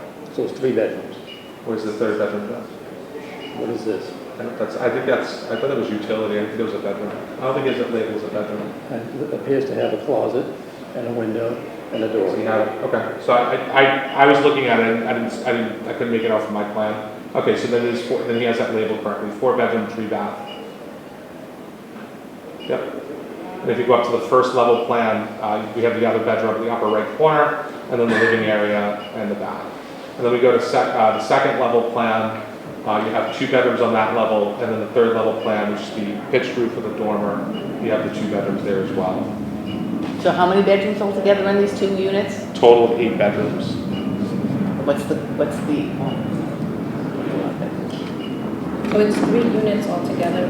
2 units. But one of them is like a duplex. Both are duplex. Yeah, both are bi-level, yeah. Yeah, so internal stairwell, so basement, 1st level for 1, 2nd level, 3rd for upper. so they're not townhouses, really? Yeah, bi-level internal stairwell units, so. So that's the overview of where we're at. As to, other questions or issues that came up, the concern over trash of the existing 3-family dwelling. Again, the current slope of the site, does create some challenges to have trash storage and have it removed out to the front of the building. We'd be able to improve that with the introduction of the driveway and be able to have the ability to move trash containers out of the back of the property from a storage container up to the front. That's for the existing building. I know that's not necessarily a zoning issue, but just to add that in. And again, as I mentioned, we are including the 3 parking spaces that we associate with the 3-unit dwelling and available to those tenants of that building only, and not associated with the 2 units that are being proposed. Do you have any questions? We're all eligible to answer on this one. Go ahead. So regarding the parking, back to the parking, so I know that there's a slope to go down to the parking area. Is the parking area itself on a slope or is it flat? Flat. It's flat, okay. And then I saw that there's like no stairs, so people basically, if they park there, they have to kind of like go up the slope, up the driveway to enter the property or through the back. Yeah, To be able to enter through the back of the corresponding buildings. Yep, you have rear decks and stairwells to the back of the property. So how many feet are they walking, like, from the? For the parking area, I would estimate that to be maybe about 15 feet, 15 18 feet from the parking area. Yeah. Okay. I'm just thinking like winter months. Yeah. If they're walking on the grass, on the open space kind of thing. Yeah. There's no snow removal there, it's wet. Yeah, there's, You know. yeah, there's, the opportunity to introduce, this is just a landscape rendering, but to introduce a pathway from the parking area to the house probably would be easy enough, whether it was paved or stones, or some type of concrete pathway. Yeah. That shouldn't be too difficult to incorporate. Because the driveway seems a little slick, thinking like, even if you have someone plowing the driveway and putting down ice melt or whatever, Yeah. if you're going grocery shopping in the middle of winter, Right. kind of thing, even when it's not snowing, it's kind of a hike to walk from the parking area to the property. Yeah, almost the same distance if you walk from the front door to the street. So you'd be looking at roughly Yeah. about the same distance, walk out your front door to get to your car. You're looking at going to your back door to the parking area. And we could certainly incorporate some type of paver or system that allows for a much more easier access to the parking area. Okay. Carolyn, other questions? I wanted to ask about the trash. No, go ahead. Because there was neighbors that had brought up the trash issue at the last meeting, so was that addressed? No, So, Wait, I don't know. Well, let's ask them later, You okay? can answer at the, when they okay, open up. okay. Yeah, I'd like to get a follow-up on that.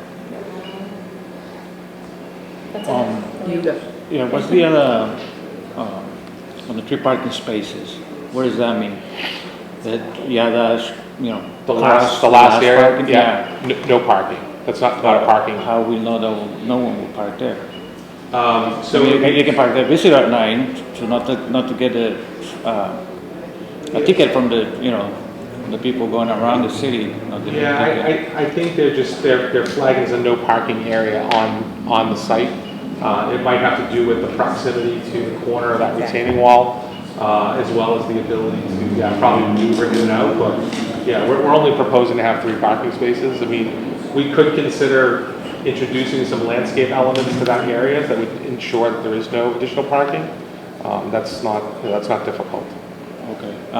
What address will have the new building? What address? Is it 124? I don't know which direction that goes. Is it heading up or down? I don't know. I'll have to check. I think so the existing building is 122, but I think it goes to 124. I think that's the direction it goes. So don't we have to buy that lot, John, now? It's just... That's part of the request. That's part of the variances and everything else that's being required. So, all right, I'm gonna ask you, so you plow down, where's snow go? No plow down.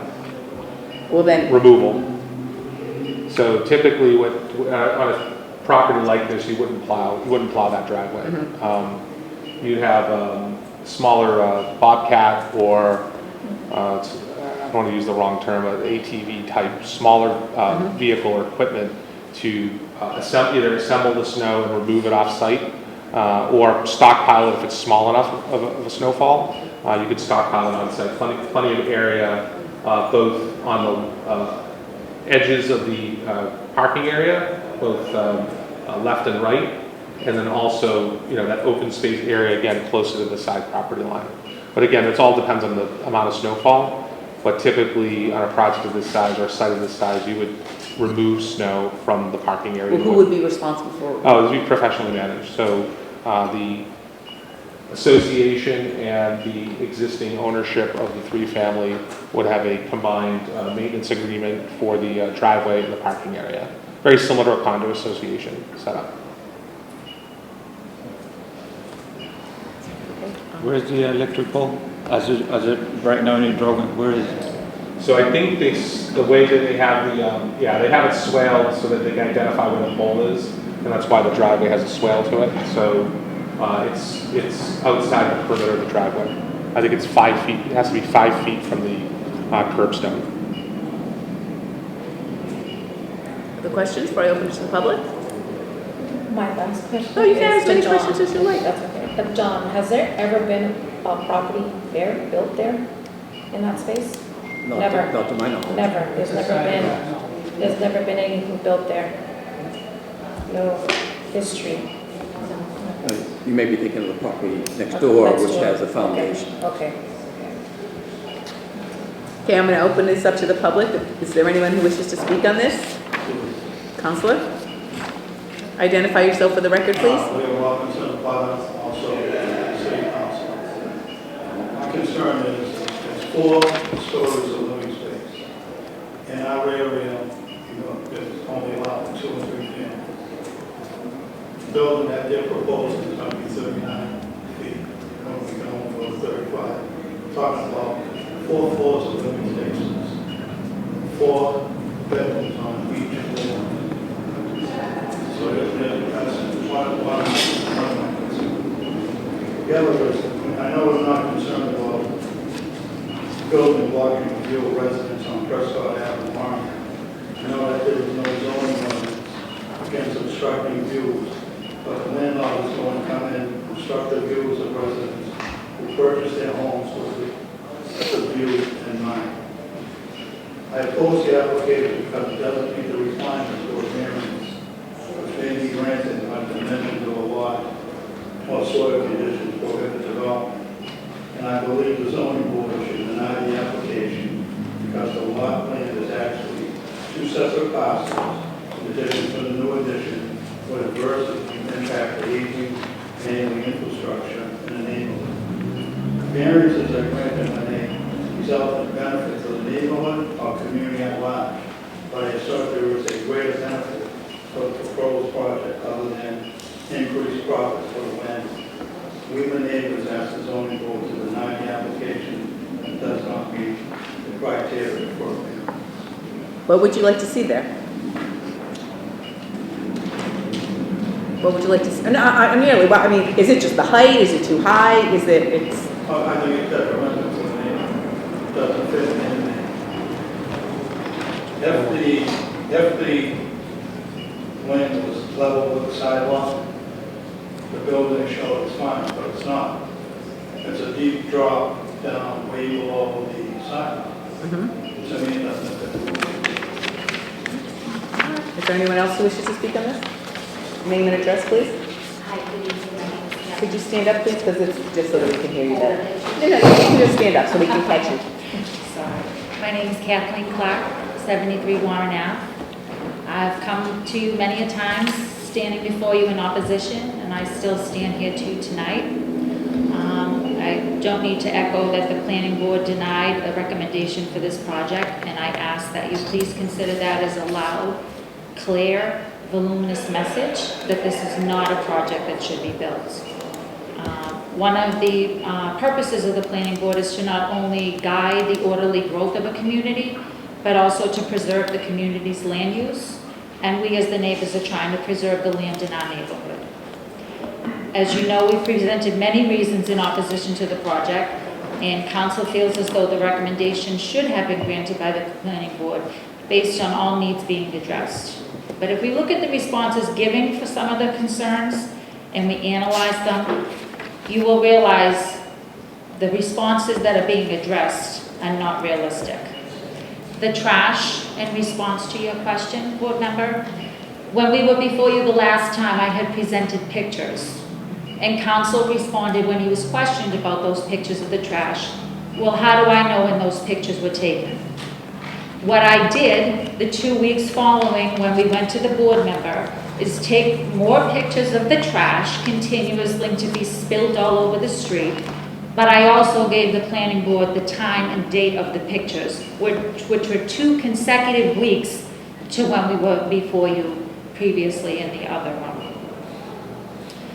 It was further asked by one of the planning board members, how was the trash going to be taken care of in the new proposed project?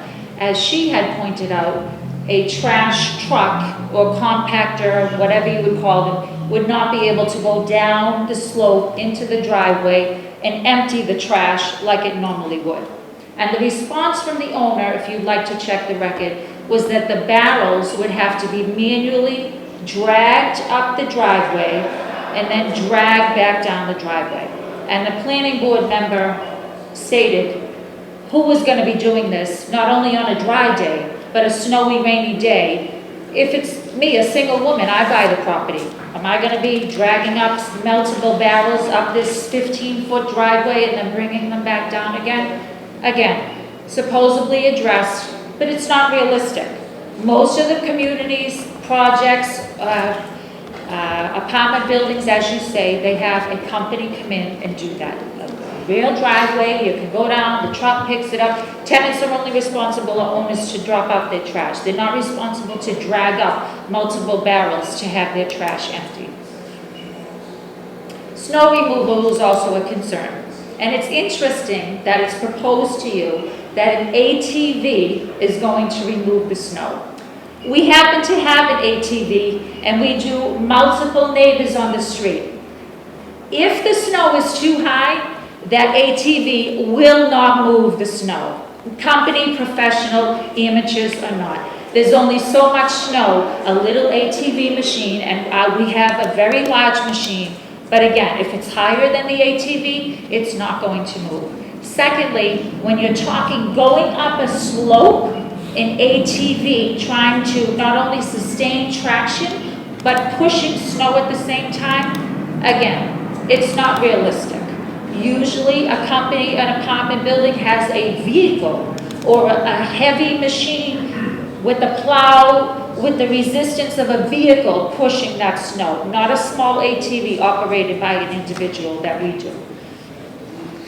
You mentioned the parking spaces, and it was proposed by council that it's the same distance as parking outside of the sidewalk.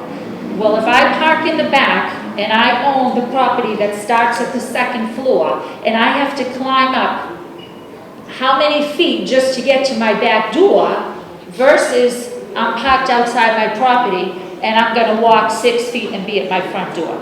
Again, realistic, it's not a genius, but you can figure it out. It's not the same space. Never mind dragging the groceries, as you say, or children, or snow, or rain, or anything that presents. We do have a driveway with a similar slope, 4 doors down.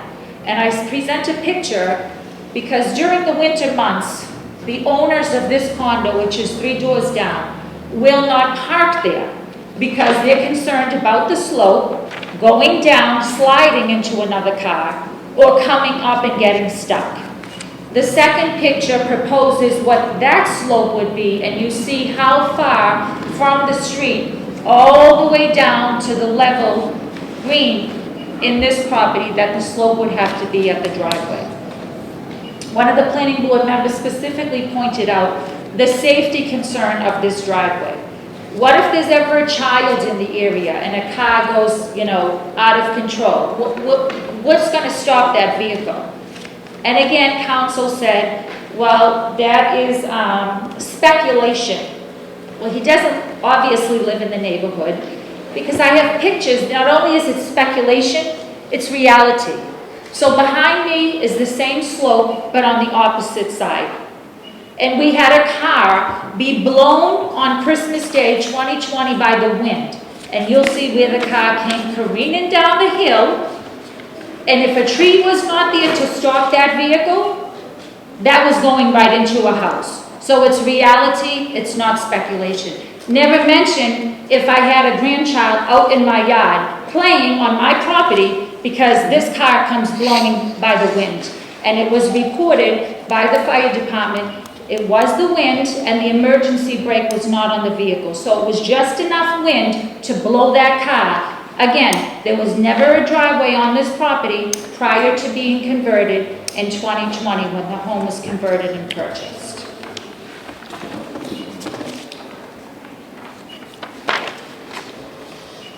Council keeps stating that the neighbors' concerns have all been addressed, but he's missing the principle here in what we're trying to say. The owner stated at the planning board meeting that when he viewed this property prior to purchase, he saw the opportunity of the property as a nice piece of land that people would want to live. What about maintaining the properties for the people that live there to have a nice place to live? Some of our residents have lived there for 25 plus years. If he really saw it as a nice place to live, he'd be respectful to the current neighbors and maintain the property that he currently owns. He's an absentee landlord, and he doesn't maintain the property for us to have a nice place to live. If he cared about the property and wanted to maintain it for nice people, he wouldn't have harassed the current tenant that was there when he bought the property. Madam Chair, I'm gonna. She can say what she wants. and Excuse you can me. respond. Hey, No, I'm responsible for telling people when they I'm sorry. cannot speak. Okay, thank She you. will finish and then you can comment.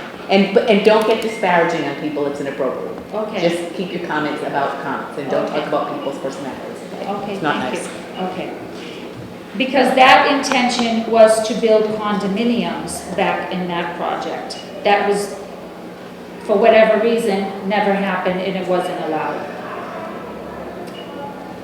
This property went before the planning board back in 2021, and one of the concerns and requests was that the abutters are addressed and confronted from the current owner. When we came before you again this time, I believe it was the end of May that we met, a meeting was asked to be rescheduled so he could purposely go and speak with the abutters. To this day, that has never happened. He's never come to us.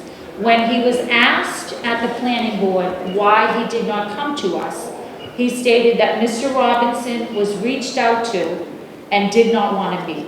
Well, no disrespect, but Mr. Robinson is only one person on the street. No one on Prescott Ave was ever addressed. So there's many residents, if one person doesn't want to meet, there was never an intention to reach out to any of us. I just want to point out that in a picture that was shown of a rendering picture just a few minutes ago, shows the two properties side by side. But there's a telephone pole that is currently there that is not in any picture. And the question is, if the telephone pole were to move, what location is that going to have in regards to this driveway? Because I'm sure there's legalities that you can only move a telephone pole a certain distance, and how that's not even pictured at all in any of these drawings, and it's currently right at the foot of the entranceway into the apartment. Green space was mentioned. I also presented pictures to the planning board, the amount of green space that's in this area properly. Currently, I know it's proposed that there's going to be green space, but the amount of green space that's currently there that's going to be torn down is not going to be replaced even by a tenth of what's currently that's going to be taken down from there. You asked about a drainage tank. I specifically am found by an engineer, but I can tell you this property behind me that was converted to a two-family that never was, has a similar thing. Yes, it does control rain and pouring like we all experience, but what happens is on a dry day, when the rain has stopped, that is now seeping out, and it does seep because I currently have to look at that when I'm out in my yard on a dry, sunny day, and it's seeping down because this tank is slowly releasing the water. So what someone may have, I don't mind on a pouring day because everybody's yard is wet, but when it's dry, a sunny day, I shouldn't have to look at water that's running out from this tank that was, placed here to protect the runoff of the water. So I just want to say that, for many reasons of the, of opposition that have been heard and said over and over again, I just ask that you take it all into consideration. Hear the denial that was, placed before from the planning board, and agree that this property is too small for this project. Thank you. If you would like to factually address what she said, you can do that. Absolutely. But not in any personal way. No, absolutely not. I'm professional. So I'll start with respect to the outreach that was done. I believe my client went to your house and you said you didn't want to speak to him. I believe there was outreach. So that's according to my client. Mr. Robinson presented himself not only as the city councilor, but also I believe he submitted a petition to prior boards indicating that he was speaking on behalf of a number of people. We started with Mr. Robinson because of that. Mr. Robinson indicated to my client that he was too busy to meet with him. The message has been loud and clear. We understand the neighbors do not want this project. All the things that we hear, all the items that we've heard tonight, we talk about ignoring reality. If you just speculate about any possible thing that could go wrong, you can think of 1,000 examples of why not to do a project. That's ignoring reality. The idea here is that, the building would be built in a way that's consistent with the state building code. Issues of concern over, children being run over.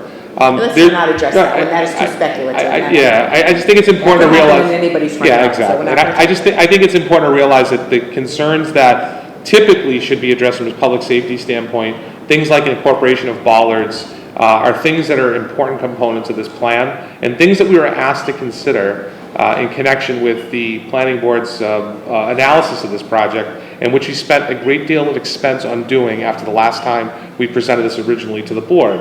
It was pretty disappointing that the planning board elected not to make the recommendation, and I think it was more so based upon community comments about trash and parking, and we don't like this, and you can't move snow. I think it had less to do with the actual plan that we presented, because I didn't hear at the planning board anybody get up and rebut the sufficiency of the plan that we presented and submitted that was prepared by R.J. O'Connell to address drainage as well as the parking.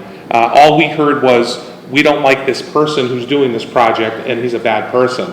The other thing I would also point out is that with respect to the snow removal, yes, I did mention an ATV. I also mentioned a Bobcat. Bobcats have a different mechanism for removal of snow. It isn't necessarily just a small ATV that comes in and tries to push the snow. Bobcats are designed to go in and deal with heavier snow and heavier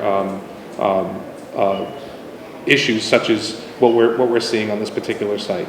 As to moving the trash from behind the building to the front of the building, it's quite impossible to do that right now, based upon the conditions of what's around the building. If you introduce a driveway, clearly moving the trash from the back to the front becomes a little bit easier, especially if the totes are on wheels. We also indicated, which was left out from the comments, is that the professional management company that would handle both the condo and the existing three-family would be responsible for moving the trash both back and forth. So we're not relying on the tenants to do that. We would be relying on the tenants to do that based upon how we would orient this project. As for the height, I did think we heard some comments from Mr. Robinson about the height of the building. I think if we go, John, to the... Actually, before we do that, because I think I want to hear from other people first, because I know, so then you can, I just wanted you, since that was a little more heated, I wanted that to be addressed. Is there anyone else who wishes to speak on this matter? Could you identify your name and address, please, sir? My name is William Clark. I live at 73 Warren Ave. A couple of years ago, I have a two-family now. I have a basement apartment at Ranch. A couple of years ago, I have a 29-year-old son, and my son wanted to talk about staying with his family. I went to the board to see if I could build another apartment on top of my house so I could put my son up there and his family. I was told absolutely not because of the height restriction. This house that he's saying is 3 times higher than the one I only wanted to put 1 floor. He's got a building that's 3 times higher than mine now that he wants to put down. Also, I have a 3-bedroom, so it's me, my wife, and my son, so I have 3 cars. He got a 4-bedroom, but he's only got 4 parking spots. Now you know yourself, a condo, someone comes in and rents it, they got 4 bedrooms. Eventually, if you have kids, each of those kids are gonna have a car. Now you've got 8 bedrooms and you've got parking spots for 4 children, or 4 people with cars. What are you gonna do with the other cars? It's not that, it's not that the safetiness of it, it's just that the problems that are there are not going to go away, especially the parking. If you go down to the street past the apartment building, there's a 1 family.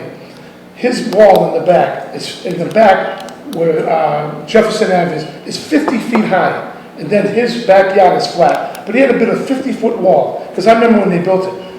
Because the same person that built that wall built my wall. So he's saying, the gentleman's saying 5 feet wall, and then when it goes down the slope, it's going to flatten out. But how high is that wall? Because that slope goes right down into the houses on Prescott Ave. The water situation, it's so bad. We spent $20,000 on our house to avert the water away from our house because we were getting water in our basement. It did work. We got it all fixed. But when they built that 2-family, now, like my wife said, you be sitting in the house, and all of a sudden, it's beautiful, like 90-degree weather. Here comes the water to my wall onto my property, and I have to deal with it all the time because they do let the water out slowly but surely. But the ground is so saturated, the water has no place to go. So of course it goes down the hill to my wall onto my property, and I have a built-in pool and everything. And sometimes I can't enjoy because it's all wet. Can't let the dog out. So there's a lot of ifs and buts about the place. It's just, if you look at it, it's just not the house to build in that area. There's just too many discrepancies. The height, the water problems, the parking problems, the telephone pole right in the middle of his driveway. Where are they going to put the telephone pole? I don't know where I don't know it because I don't know how they would do that. That's not our thing. Right, exactly. So you put a driveway in there, but you got to put that telephone pole somewhere and run the wires. As far as Mr. Robertson is concerned, he's been in Chelsea. I've been in Chelsea. I was born in Chelsea Memorial Hospital. I've been here 68 years. And this gentleman, what always is here for the city. Not to break anybody's eggs or anything like that. Not that, like he said last time, he said he was like the head honcho. No, he's not. He's just a butler like us. He's not doing anything wrong but telling us what's going on. And we want to know what's going on. But he's been in this city for his whole life. And I've known him my whole life. And he's done nothing but try to get the city running the way it should be run. And he does that. He's not out to get anybody. He's not, and the other thing is the gentleman said that the owner approached us. He has never once came to my house. My client disagrees. He can disagree. Well, we can agree to disagree. He can disagree, but I'm telling you, I'm a retired man. I'm home every single day. Okay. For the last, nobody's ever come to talk to us. The only person that's come to talk to us once was the city council. They came once to talk to us. And it was not about the properties, about she wanted to get our votes. So he has never once come to my house, because I'm home every single day for the last 6 years that I've been retired. And so, So do you think they should put something smaller there? no, I don't think they should put anything there. It's a section where the house that was there before that got burnt down, it was almost like, it's all the greenery, it looks very, very nice. The house burnt down, now somebody wants to come in and build another two-family there. But when So was there a two-family there before? where the house is burnt down, but not in his lot, there was nothing there, there was never anything. We've been there almost 30 years, my neighbor's been there longer than me. There was never anything there, and it's a beautiful area, but you're gonna come down and cut all those trees down? That's not right, you cut all those, there's beautiful trees there. It's a beautiful section area. All they're gonna come and do is ruin it. They don't, see, I know that people wanna make money, but they don't look at the long, what is it doing to the neighborhood? You wanna come in and put a house and rip everything down and make our neighborhood look like, houses all, no, we don't want that. We don't want the problems that it comes with. We just wanna, there's, when they built the apartment building, yeah, everything was cool, they turned it over to condos, they take good care of it. But now you wanna add another house, and the whole street is just gonna look terrible. And it's just not right. It's just not right. Anybody else wish to? Sure, I want Your name and address, please? Mike Tracer, I live at 63 Warren Avenue, been there for 50 years. Now, I live across the street from 70 Warren Avenue, which is a 40-unit apartment building. Now, I wish you could put up that rendering with what the house is going to look like when you put it there, and you could really appreciate the narrowness between 124, this right there, okay, right there. The existing three-family and this rendering, right? You can't really appreciate the narrowness of that. That's a pretty steep slope. Now, to go down there, okay, let me just finish this. To go down, and I live across from 70 Warren Avenue, which has 40 units. Nobody, and this isn't speculation, this is a reality, I see it every day. Nobody goes down that slope to park behind the building. They park on the street. That's just a fact. Now, in inclement weather, which on Warren Avenue could be 4 or 5 months out of the year, I mean, you're making these faces like you're not. I'm just looking at the clock to see what time it was. That's fine. I wish you- I'm not making, I'm looking at the clock to see what time it is. Don't address each other, address me. So what I'm saying is that no one is going to utilize those parking spaces. They're going to park on the street. And if you can see the existing three-family now, there's no sidewalk. Where the garden, there's a porch that's all white, railroad ties that are painted white. There's no sidewalk there. So people park in between that house, and they park in between where there's nothing there now, they park right there. Now, to address the issue of what would I like to see there, I'd like to see nothing there, because nothing ever was there before, and it's fine just the way it is. Now, between that house and where the red pickup truck is, there's a yard. It's a yard. It's a yard to 122. It's always been a yard. It should stay a yard. After the pickup truck, where the house that burned down was a single-family house with an in-law apartment. And right now, it's just a foundation there. Somebody has already bought the property. They're going to put a couple of townhouses there, which is fine, because there was a house there. To put in a house where there never was a house goes against all reasoning. You're putting houses in somebody's yard. That was somebody's side yard. It was never meant to have a home there or a development of any kind. It's open space. It should stay that way. So my main concern is that it's congested enough. If you're going to add 6 more parking spaces, to me, they're not going to be parking spaces. It's just going to be called parking spaces. They're not going to be utilized, because inclement weather or not, that slope is, I don't know if they passed the picture around, that slope, it has to be 50 feet from the sidewalk to the bottom of the back of that house. So I'm against this totally. I've been on Warren Ave for 50 years. A house does not belong there. 2 condos does not belong there. That's my position. Thank you. Is there anyone else who wishes to speak on this? Sure, sir. Name and address, please. Stand up. My name is Konstantinos Kousis, and I'm a neighbor, like in a different neighbor, but Put your address. Yeah. Tell us your address anyway. Oh, 69 Eleanor Street. Yeah. 69, where? Eleanor Street? No. Yeah. So I have a question. So basically, that lot already has a house, right? And that's the side yard and the backyard of the existing house, correct? So, yeah, so that's because that was not clear to me earlier. So exactly as the gentleman said, like, if that space serves as the backyard and the side yard of that house, why are they needed away? Why is there any will? That's my question. Okay, well, thank you. Is there anyone else who wishes to speak on this? There being none, I'm going to close the public participation portion of this. Clearly a very passionate issue. May I respond, Madam Chair? I'm sorry, a few of the items. So, I mean, I think just from a general standpoint, we hear a lot of speculation about things that are going to happen if this project happens, but we've not heard anything specific. So with respect to, for example, the drainage plan, we've provided the planning board, we provided the planning department and the zoning board a very detailed plan by R.J. O'Connell which addresses the drainage on site as well as protecting adjoining properties as well. We provided the narrative. We've heard nothing but speculation over it won't work. We hear about the complaints about the drainage, but then when we provide a plan, we hear, well, it won't work. It's not realistic. But yet nobody's presented anything that would rebut or be from a qualified person to state that whatever we're proposing or whatever we're showing does not meet or address the concerns. We hear concerns about parking. We're providing enough parking on the 2 units as required under your code. 2 spaces per unit is what required under your code. Just because somebody might have 3 cars doesn't necessarily mean that we're not providing enough parking. Your code requires 2 parking spaces. So the speculation about parking, again, while a concern of neighbors is not one that's really an issue here.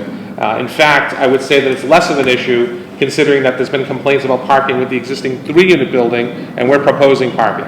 As to who's going to use the parking and it's too far away and they're not going to walk to it, that's all speculation. Again, we're not talking walking a football field from your car to your door. We're talking about having a private deeded parking spot for your unit that allows you to park in a space and not have to worry about having a parking space. So we feel like we've addressed that issue and we keep coming back to the same comments about it's not going to work just because that's the easy thing to say. I haven't heard anybody say why it wouldn't work other than they don't think it'll work. That's not really the facts that should be relied upon and make a determination as to whether or not the parking works. As for the height of our building, if we go to our rendering, is no different than the height of the building immediately to our right, which is the existing building, and arguably is contextual. If you go to the back of the existing building, it's the same height as the back of the proposed building. That's for one reason and one reason only. The slope of this site is so different from the sidewalk to the back that you are going to have a substantial height difference in the back of the property as related to the front of it. But I think for purposes of saying whether or not this is not contextual with the neighborhood, it's a proposed 2-family with a pitched roof, very similar to what exists in the surrounding context of the neighborhood. So to say that somehow that doesn't fit, let's not forget, 2 families allowed, so we're proposing allowed use, consistent with your code, and it's on a proposed lot of sufficient size.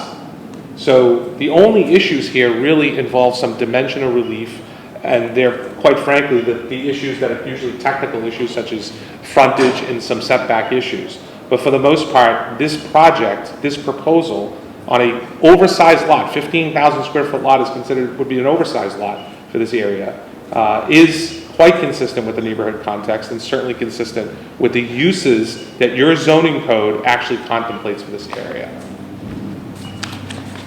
Thank you.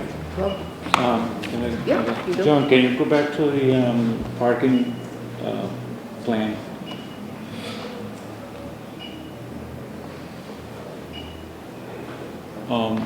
What's the white thing on the other side of the house? Yeah. I'm not sure. If we go to the architecture, I'd probably go to the floor plan. I'm not sure.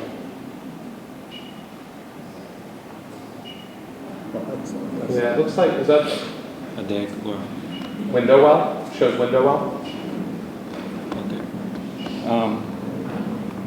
From my experience of plowing, a bobcat won't do anything to the driveway.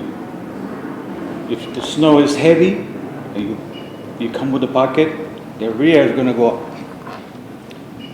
So a bobcat won't do anything to that driveway. Even if you go to the bottom. I'm sorry, and how many inches of snow? About we're talking 5 or 6 inches, we never know how, how many snow we're gonna have during the winter. But I'm thinking if you say a bobcat don't do anything. It doesn't do anything if there's a lot of snow, but in a flat surface, or road or street. This is just low going down.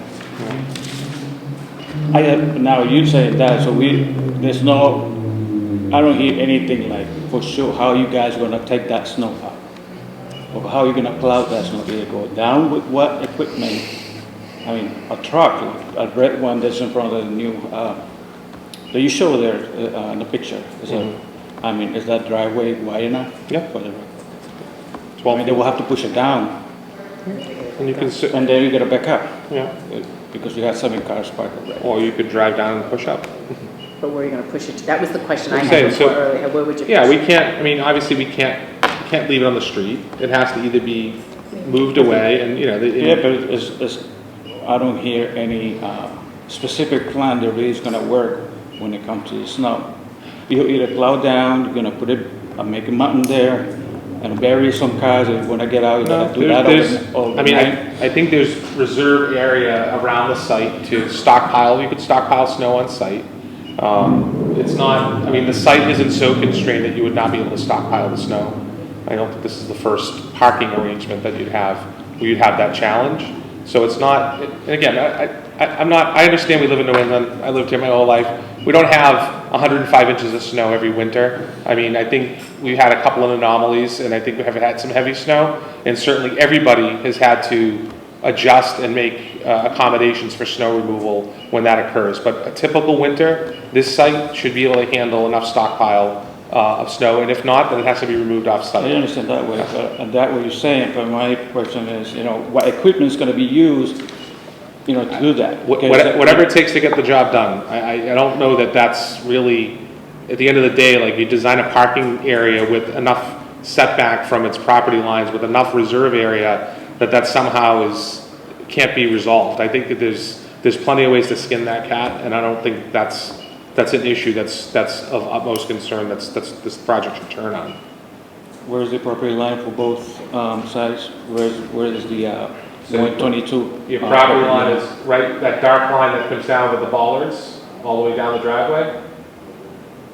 All the way to the existing trees, where is it, all the way down? Yeah, exactly. So it shows with the 3 parking, it's that line says 3 parking, which goes right down the middle. Yep. All the way down to the back of the property.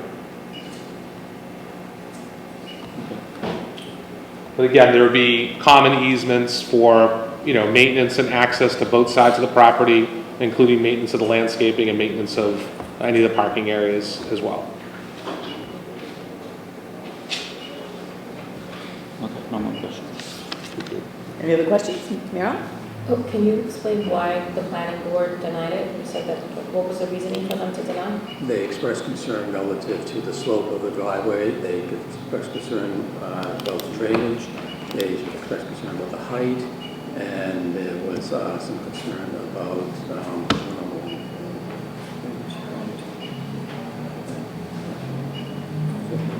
Was the garbage? they didn't really express. They talked about the trash, but they didn't really express that as a concern. My recollection is that the particular member who made the motion was searching for a reason, and the reason she said was that we didn't provide a section on the height of the retaining wall, and I had indicated that the 3 hearings prior to us didn't either, and that wasn't a basis for denial. I think there was other reasons for why they wanted to deny it, which remained to be seen. But I think for purposes of what we provided, the information that we were asked to provide, we provided everything the planning board wanted. If there was additional information they wanted, they could have certainly suspended and asked us to come. You can provide all you want. Yep. They can still have an opinion about it. Our point was that what they specifically asked us to provide, we did provide, and then we were told we didn't provide them what they asked us to provide, so I don't know what to say. One of them did express a concern that did not talk with you about this. And I stand by my earlier comments that there was outreach to Councilor Robinson, who expressed at many meetings that he was speaking on behalf of the neighborhood, and he did not wish to speak or engage with my client. So there was not that there was no effort. We were asked to make the effort. We can't be expected to get a result if somebody doesn't want to talk to us about the project. Any other questions or comments? Joe? It appears that the neighbors like their neighborhood, and the fact that they are bringing up certain situations that may or may not occur. I mean, again, snow. How often does it snow that you really need a bobcat? And the concern is, if it's a problem here, it's going to be a problem across the city. So everybody's going to be in the same boat. I just sometimes get a little concerned relative to the fact that we have to stick by what is in the law and what we're defining. And I hear a lot of this and that. I mean, It's okay, Joe, go ahead. well, my ear picks up everything, so it's rather disturbing. This is the fourth time it's happened. But I think that there should be, and I don't maybe throw it out. Leo, turn it on silent, please. Thank you, Mr. City Council.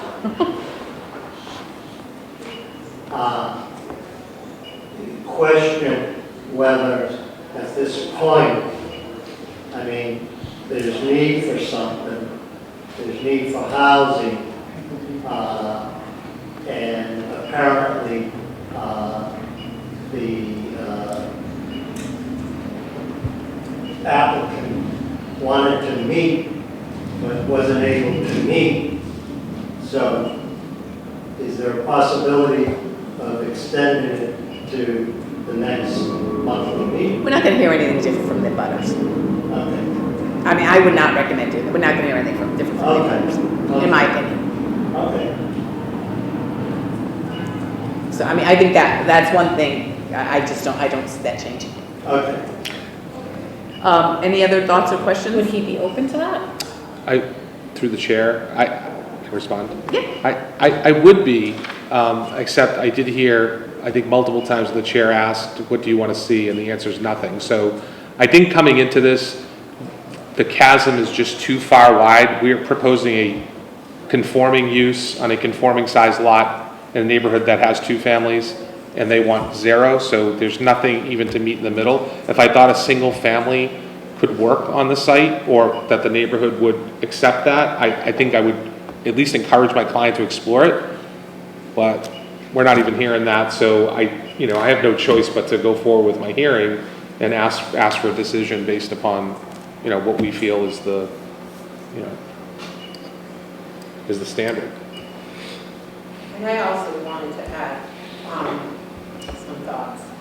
I actually had a question in regard to the board that I didn't know I should ask in terms of, because this was extended from May 9th, and, right? Correct? Mm-hmm. Was this? Mm-hmm. From May, we did it last month, and yeah. Okay, right, so it's a full board vote, but at that meeting. Well, we need 5 vote. We need 5. It's a 5-member board that votes, and in order for the special permit and the variance, you need at least 4 out of 5. 4 out of 5. So, right, so where it's extended to today, it was deferred to today, but on May 9th? I wasn't here, and Right. it was their choice to move it to the next month, which they chose to do. Okay, so that would, But the hearing was not opened. So it wasn't, yeah, we just moved it. When somebody asked to move it, I guess you guys voted to move it. oh, okay. So Thank you for that yeah, 'cause I wasn't, clarification. yeah. All right, perfect. Thanks for that clarification. And so I'm feeling like we all have that sense of nostalgia that we don't want our community, our neighborhood to change. And it feels not good, especially with the history of this property owner. So sometimes we can accept if he has a great history with the tenants and, you know, it's a happy neighborhood and he fits in well, and we not so feeling so bad about that sense of nostalgia not being there anymore. I listened like my co-board member, Mr. Mahoney, in terms of snow. So I believe that's a universal problem wherever it snows, right? So we're all faced with that challenge. And sometimes we talk about Bobcat and this type of machinery. Sometimes it's manual. Sometimes it takes a party of people to remove snow, and it happens, right? So I don't think that's not, you know, folks aren't capable of removing snow because it's so steep. God, people build pyramids, right? So just a point that I wanted to make for that. And I think that development is happening all over the city. Every neighborhood, we're all victims or winners of it, right?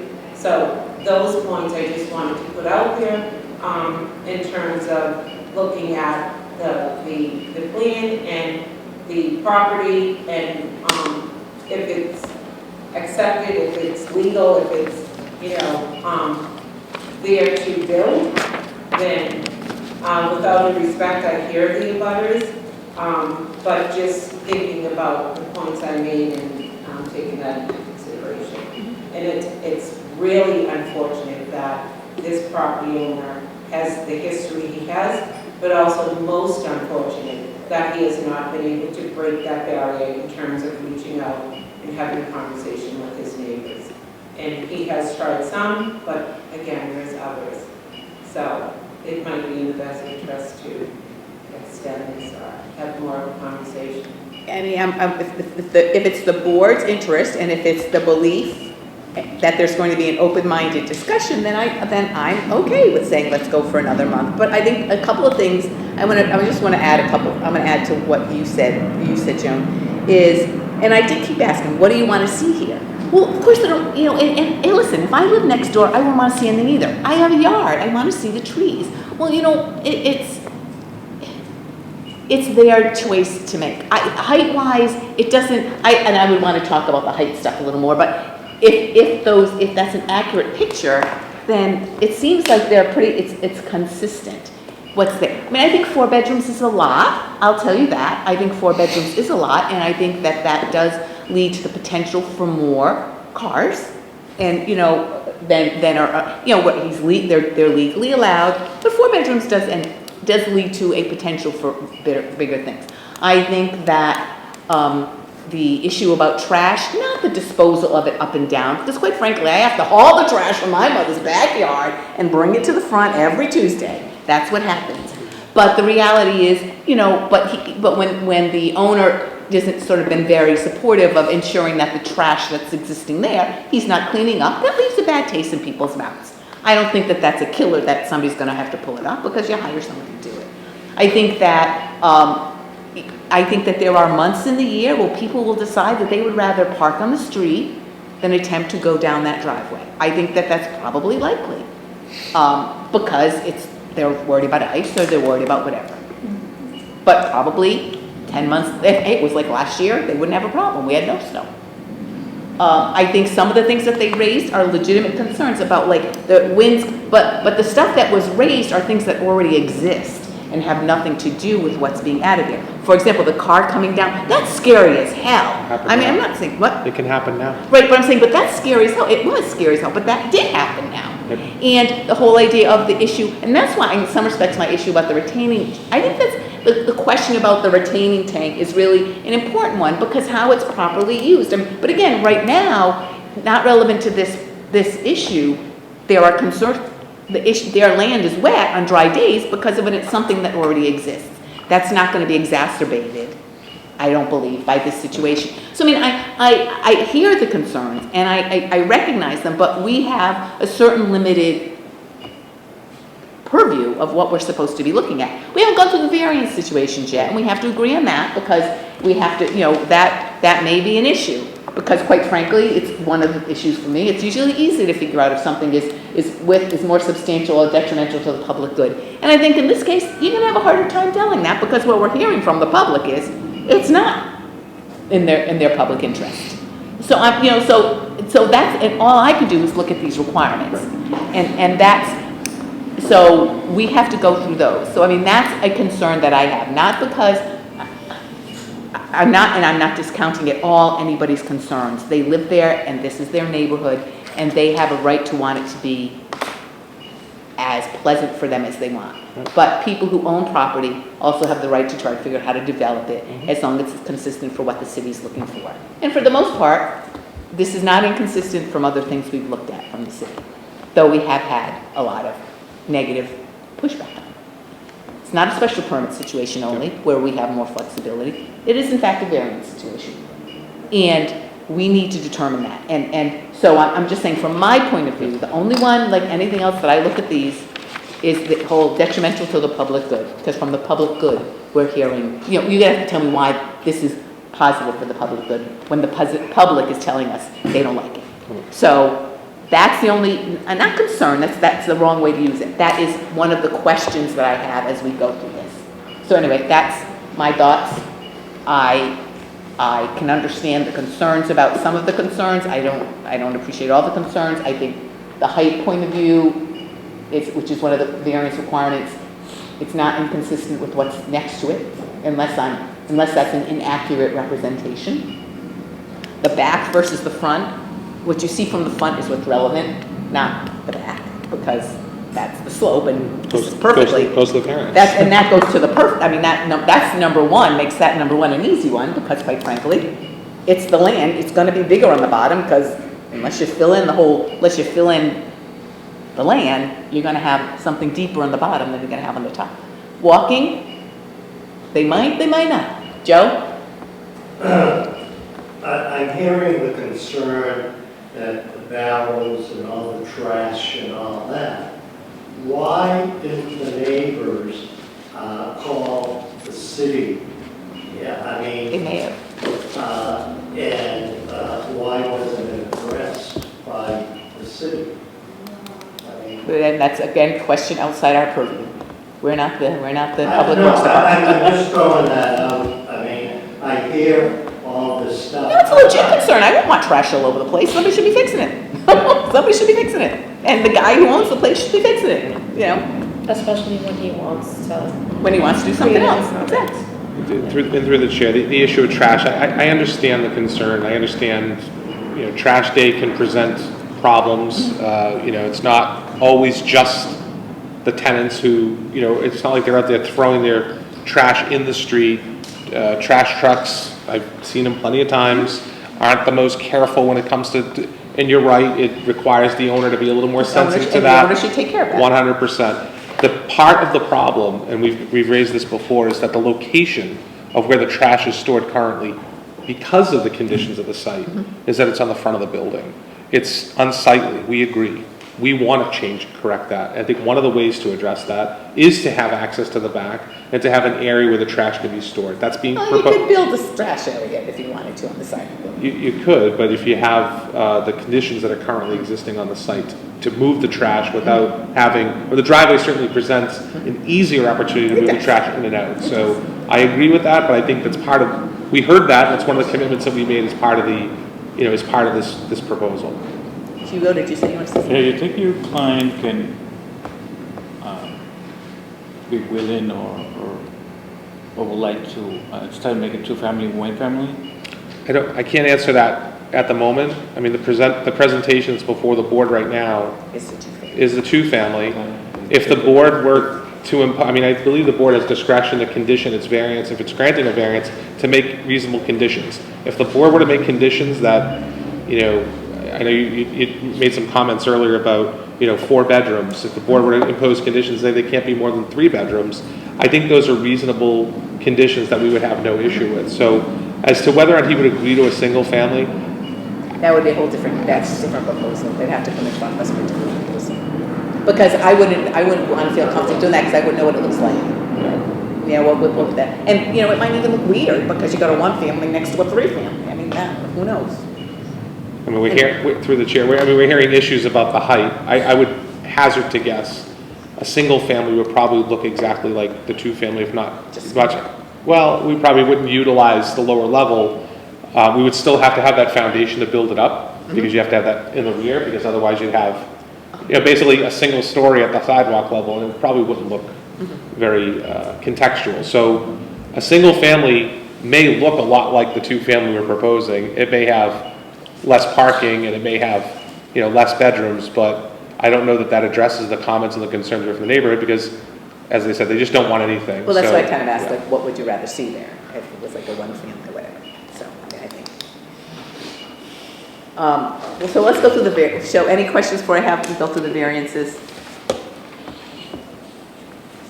Okay, first one, the variance is sought because of soil conditions, shape, or topography of such land or structure, and especially affecting such land or structures, but not affecting generally the zoning district in which it is located.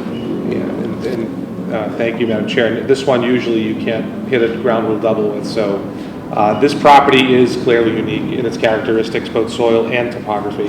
The soil conditions for this site clearly result in some stormwater runoff that actually impacts the neighbors and abutters to our rear, potentially to our side. I think based upon just that alone, the soil conditions on the site, the development of this site actually provides for mitigation and improvement to those conditions. With respect to the slope of this site, as we discussed, the slope goes from the front to the rear. It is pretty dramatic currently.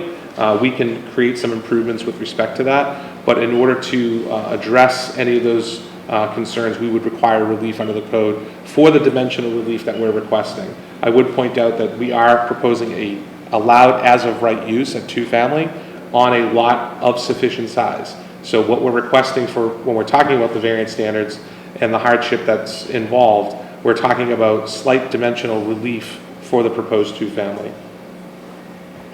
I have to say yes on that one. It's up to you guys. I'm yes on that one.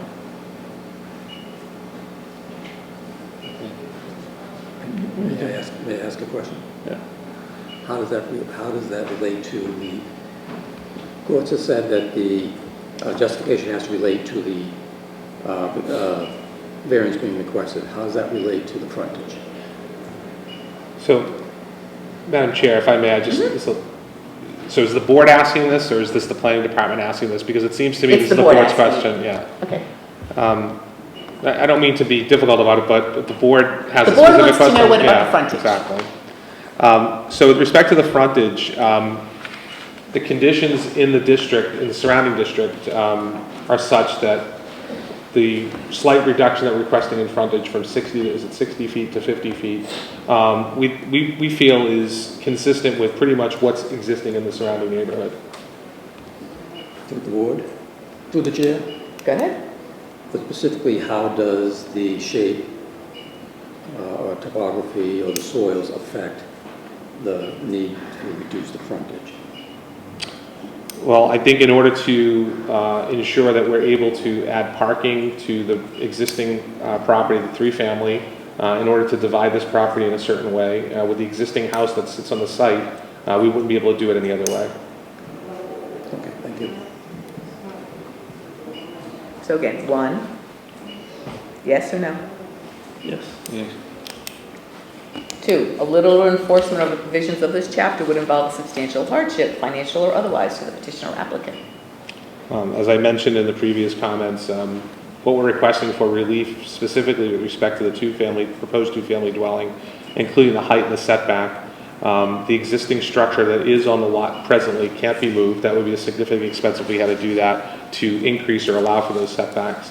With respect to the height of the existing or the proposed building, the shape and topography of this lot is such that we would have no other choice but to have a four-story in the rear with a contextual front portion of the building. If we were required to comply with that, the only requirement or the only ability to do that would be actually bring the land up in the back. That would be a substantial hardship and quite financial, economic hardship for the property owner. I'm saying yes on that. Desirable relief may be granted without substantial detriment to the public good. So This is a proposed two-family project. It's compatible not only with surrounding uses and context in the neighborhood, it's an allowed use in the neighborhood. We're not proposing a 9-unit building in a neighborhood that is allowed to have two-family dwellings. We are specifically proposing a use that is authorized under your zoning code and allowed without a variance. In addition, we are proposing a lot size that is, again, set forth in your zoning code for purposes of accommodating a two-family dwelling. We have adequate parking, and we're providing adequate facilities for the site, including 2 spaces per unit that we're proposing. And as I mentioned previously, we would be willing to accept conditions to reduce the number of bedrooms. We don't necessarily have to have a total of 4 bedrooms.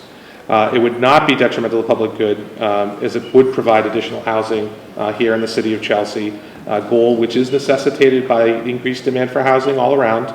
In addition, to the extent the improvements of the property will address concerns that have been articulated by members of the public who live in the immediate vicinity, including existing parking problems on the street. We are proposing 3 parking spaces for an existing 3-unit dwelling that has no parking currently. That's an improvement to the site currently, and we are also providing adequate parking and facilities for the proposed 2-family.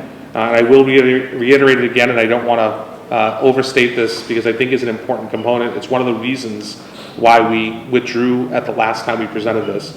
We've spent a substantial amount of money on obtaining a civil engineer plan to address drainage. I've provided the planning department with a narrative as well as the plan and all of the engineering that's included. I believe that the improvements from that alone are substantial enough to be a benefit to the surrounding context and the surrounding neighborhood, because the current condition as the property stands presently does not allow for any stormwater mitigation or runoff. Notwithstanding the comments we heard about other properties, I don't know anything about their systems, but I can say that the system that was presented to the planning department, the planning board, and this board has been designed to address those specific concerns that were raised, and we feel that all of those are adequate and issues that will actually improve the conditions on the site. Hey, guys.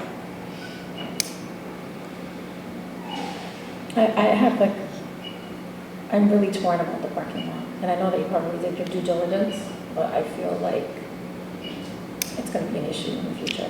The driveway. Is that a public good issue? Is that a public good issue? We're talking about the public good right now. Yeah, and I believe the zoning code requires 2 parking spaces Right, per unit, and right. we're providing that. Yes. We're talking about the public good here. You're providing parking, but is it safe? We That- don't know. State It's building, speculation. no, state You building, know? state building code has very specific standards for slope of driveways. This has to be built in accordance with the state building code, and it also has to be built with the appropriate protections put in place. We've included bollards throughout the entire parking area, so the question of whether or not it's safe, I understand where you're coming from, but nobody's presented that it's not safe, and nobody's discounted the fact that we are proposing to build this in accordance with the state building code. This So, criteria is about the public good. so we can meet the public good because we are building within the state building code. Well, We're not proposing to deviate and I from would that. say, I would have to argue that the definition of public good might be somewhat subjective. And so that is, quite frankly, I'll put myself out there. This is the only one that I'm having trouble with. I personally sorry people, but I don't think it's a bad project. I think, but when you hear this kind of pushback on it, then it might be how I define public good. The people who are there are the public, and they're the ones who are looking for the good in it. One could define how to define that, but I am looking to my fellow board members to help me think through this one. Come on, people.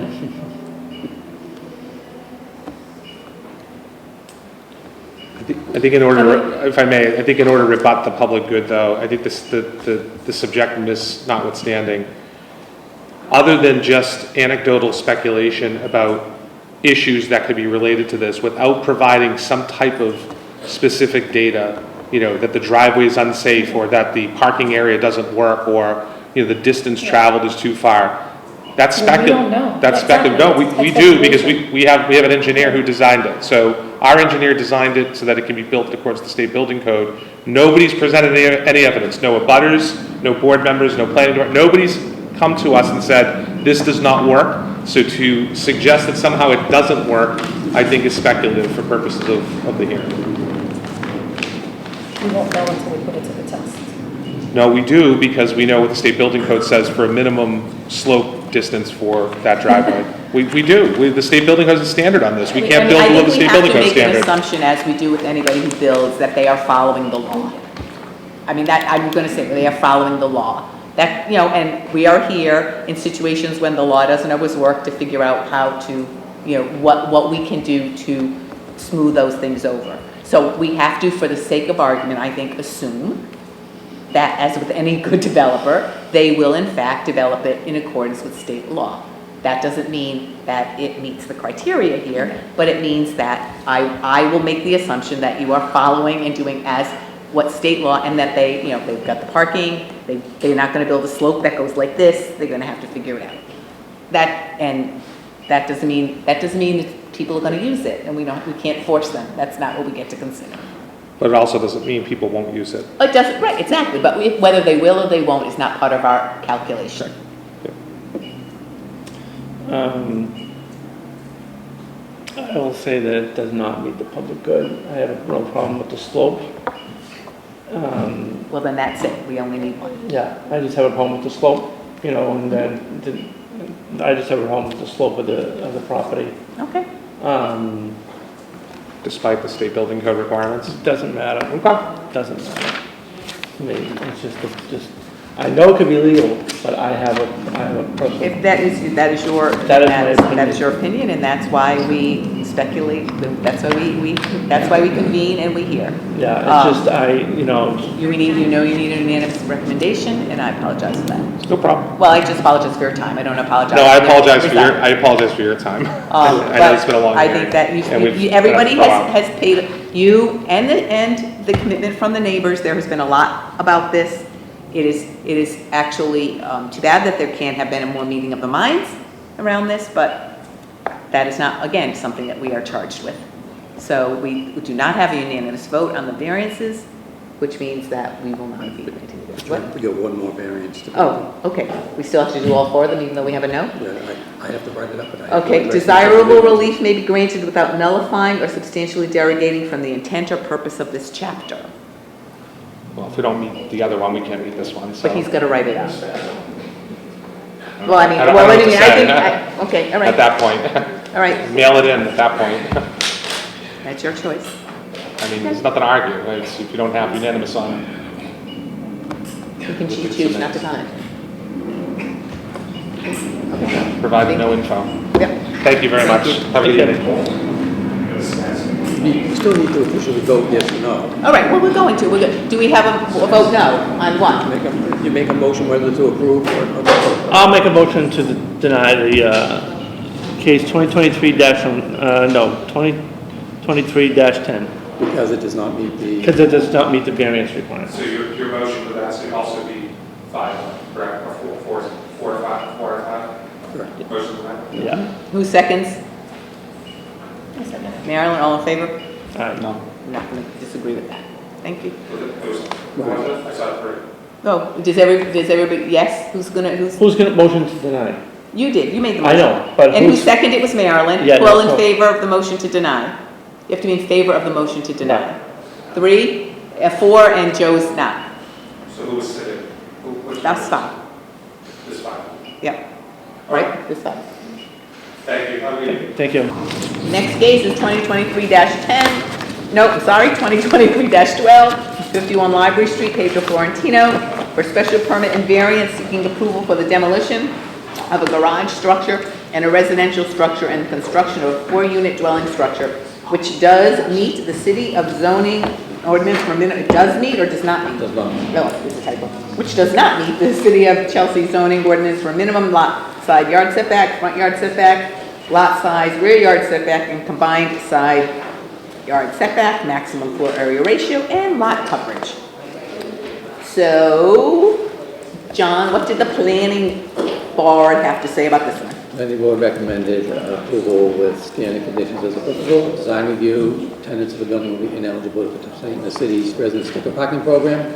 A drainage plan, exterior lighting plan consistent with international dark sky standards, a landscaping plan, and the parking space proposed against the rear wall on the easterly side of the building designed to allow for vehicles to back out of the space safely.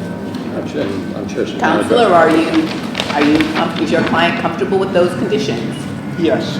Okay, so please introduce yourself again for the record. David Mindlin, representing the petitioner, Pedro Florentino, who's sitting behind us. And with me is Beth McDougall, the architect on this project. And that's our team. Okay. So, and again, we're looking at, do you have any questions, Scott? Give us a quick update again on what you're proposing. So Keep it short. The proposal is a 4-unit building at 51 Library Street, which is currently occupied by some ugly, rundown old garages. Sorry, Pedro, for insulting the property, and then a single Well, he's family. proposing to improve it, so that's a good thing. And a single family, kind of cube-shaped brick building on the other side, which is a single family. So the ground floor will be 7 covered parking spaces. The upper floors, the second floor will be 2 units, one of 1,200 plus square feet and one of 900 plus square feet, both 2-bedroom units. Third and fourth floor will be 2, I call them duplex, you call them townhouses, but they'll each be 2 floors.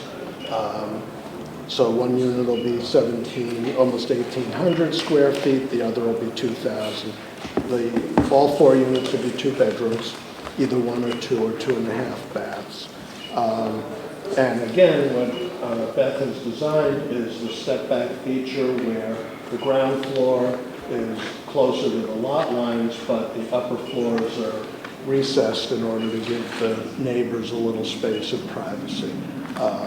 But in order to get all the parking spaces in, the ground floor has to be dimensionally where it is. I'm sorry, John, did you receive the updated parking plan from Beth today? I did. So Beth addressed the board's concern about the parking space, and she drew the parking area. We had, stepping back, so what I did was, there's yours from out here, so we could go here and go here, but this car now can back out. Can back in there, back out, and we're gonna, we push these down like we suggested. And the car can back out, but we can also put our trash along here. We'll work it out with the car backs out. So our trash is inside, the car is inside, everything's enclosed, nothing's open on the back anymore. There are no windows at the grade level on the 3 sides. In front has some windows to work with the context along the street or scale. Okay. Any questions before I open it up to the public? Is there a deck in the back? There is, so if you go to, if you want to look at the floor plans real quick. But the deck's going to overhang a property line. Well, now, everybody in the building could Everyone in the use it, building or? has- No, everyone in the building has their own. Say deck yes, space. John. Just say yes. Exit, that's just, Well, I was just gonna go straight to the plans. Yeah. I'm trying to find.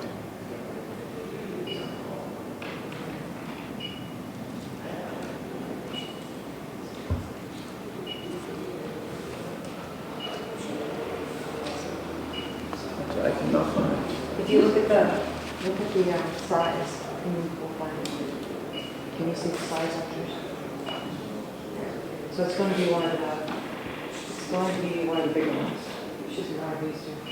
Oh, no, that's the Department report, I don't know. Right. Could be this one? Try it. I think it's on that. Well, that's just here. Did you see the deck? Yeah, the deck, right there. Yeah. Is everybody, so there were decks for all of them? So each unit has its own private deck, but they're not on top of each other, so that that person has some privacy for, sitting out and having coffee or whatever. So there's one here, right? And then this one is for this unit, which is here. This one is for this unit on this side. And then if you go to the other side of the building, this unit, which is the townhouse, has one here. Okay, so the parallel and the other one would have. Oops. Trying to get, So, sorry. At least they're sideways in color this time. can you go to that next one and then, there we go. Can you keep going? Go further.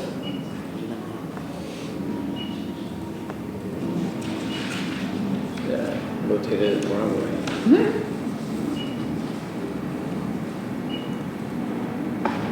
So this unit has this piece here, and this unit has this piece here.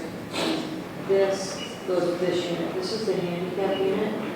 If someone buys it, we've got the elevator that would come up right here. That's why it's blank on the first floor here. So the elevator would come up to this unit only, and they get a little bit more outdoor space, because it's a little bit smaller than what you're building. And then this townhouse here has the space up here. But this unit on this side has that space. So everyone's kind of juxtaposed so that they don't, you know. They're not over here, they're not on top of each On other. top of each other and everything drips down and, yeah. Just for some privacy. Any other questions before I open it up? This is still a public hearing. Is there anyone here who wishes to speak on this? There being none, I'm going to close the public participation portion of this hearing. Before I go into the conditions for the variance, are there any questions? John, what variances are required here? Please remind us.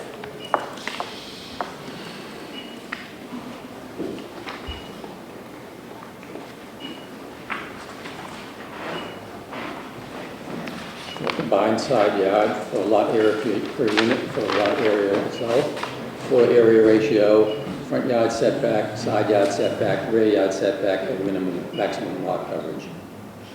A lot of that is because the parking area is to the side lot line, which is parking on the first floor is permitted as long as it meets the setback requirements for that. So the only thing that's district. naming that setback is because we have an extended area for the parking. And we've been close to it. Okay, but that also we want parking, so. Okay, so let's go through them one at a time. The variance is sought because of soil condition, shape, or topography of such land or structure, and especially affecting such land or structures, but not affecting generally the zoning district in which it is located. Councillor? Okay, so the lot is somewhat irregular in shape. There's a piece of it in the back that's quote-unquote missing due to the L shape of the abutting lot. The other thing is this lot originally had a right-of-way running through it, which made it totally unusable. Mr. Florentino did a swap with the abutter where he gave the abutter a narrow strip of land on the side so that he could use that as the right-of-way, and he was able to regain the right-of-way right through the middle of the lot. But basically what it really comes down to is there's no other land available to build this out. It's not possible to acquire or add any additional land to satisfy the zoning deficiencies. And some of those deficiencies would in fact just exacerbate our parking issue. So if we brought them in so if there wasn't the parking extended, then they would meet the side yard setback. But I think from our perspective, we would prefer to see parking. Okay, so yes? Plus there's a requirement for it. Yeah, I mean, so one requirement for the applicant, okay, yes? A literal enforcement of the provisions of this chapter would involve a substantial hardship, financial or otherwise, to the petitioner or applicant. So again, the size and configuration of the lot are such that it's not feasible to substantially improve it without financial hardship to Mr. Florentino. The best he could do to really develop it and put a nice property there, provide a fair, modest return was the 4-family. If you remember, we were before the board a year ago proposing a 5-family, which some members thought was just too big. So Pedro has gone back and with Pedro's input has made it smaller in order to avoid the financial hardship. Yes? Yes. A desirable relief may be granted without substantial detriment to the public good. Okay, relief can be granted without, the site is currently served by adequate utilities and public services. In its current state, the lot with its garages and small single-story brick residence is an eyesore in the midst of a neighborhood consisting of well-maintained multifamily residences and also a large apartment building not far away. Also, by providing sufficient off-street parking as required, the project won't exacerbate the citywide parking limitations. Yes. Did I just say the public good? Yeah. Dishonorable leave may be granted without nullifying or substantially derogating from the intent or purpose of this chapter.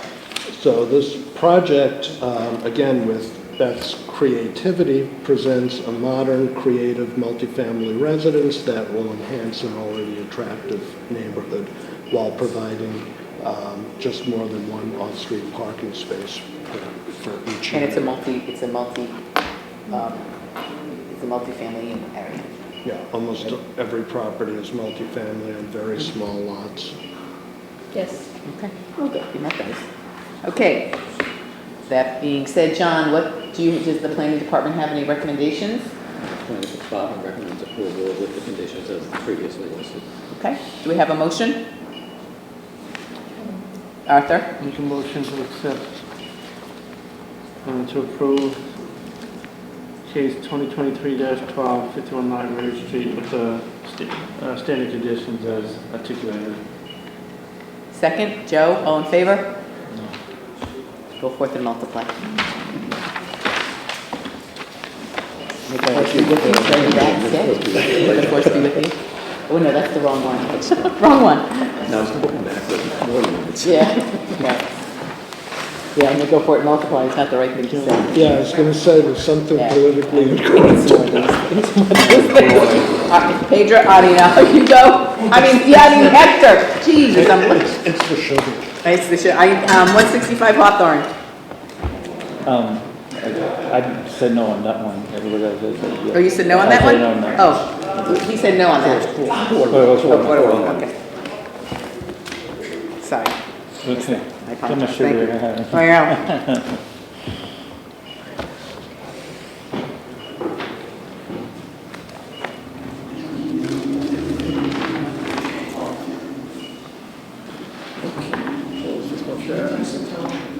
Are you again? Yes. I fell asleep at home. Oh, good. Me? Should have given you some candy for the road. On 50. So this is a new one, 51. 2023-15 is a new one. It will be going to the planning board on 7/25 and back here on 8/8.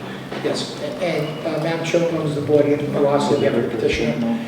I won't be here at 8/8, I'm only following the parents for today because I'm actually out of the country. I think Ricky Costa, who's here, he'll appear on that hearing. Okay. For that, just want to let the board know.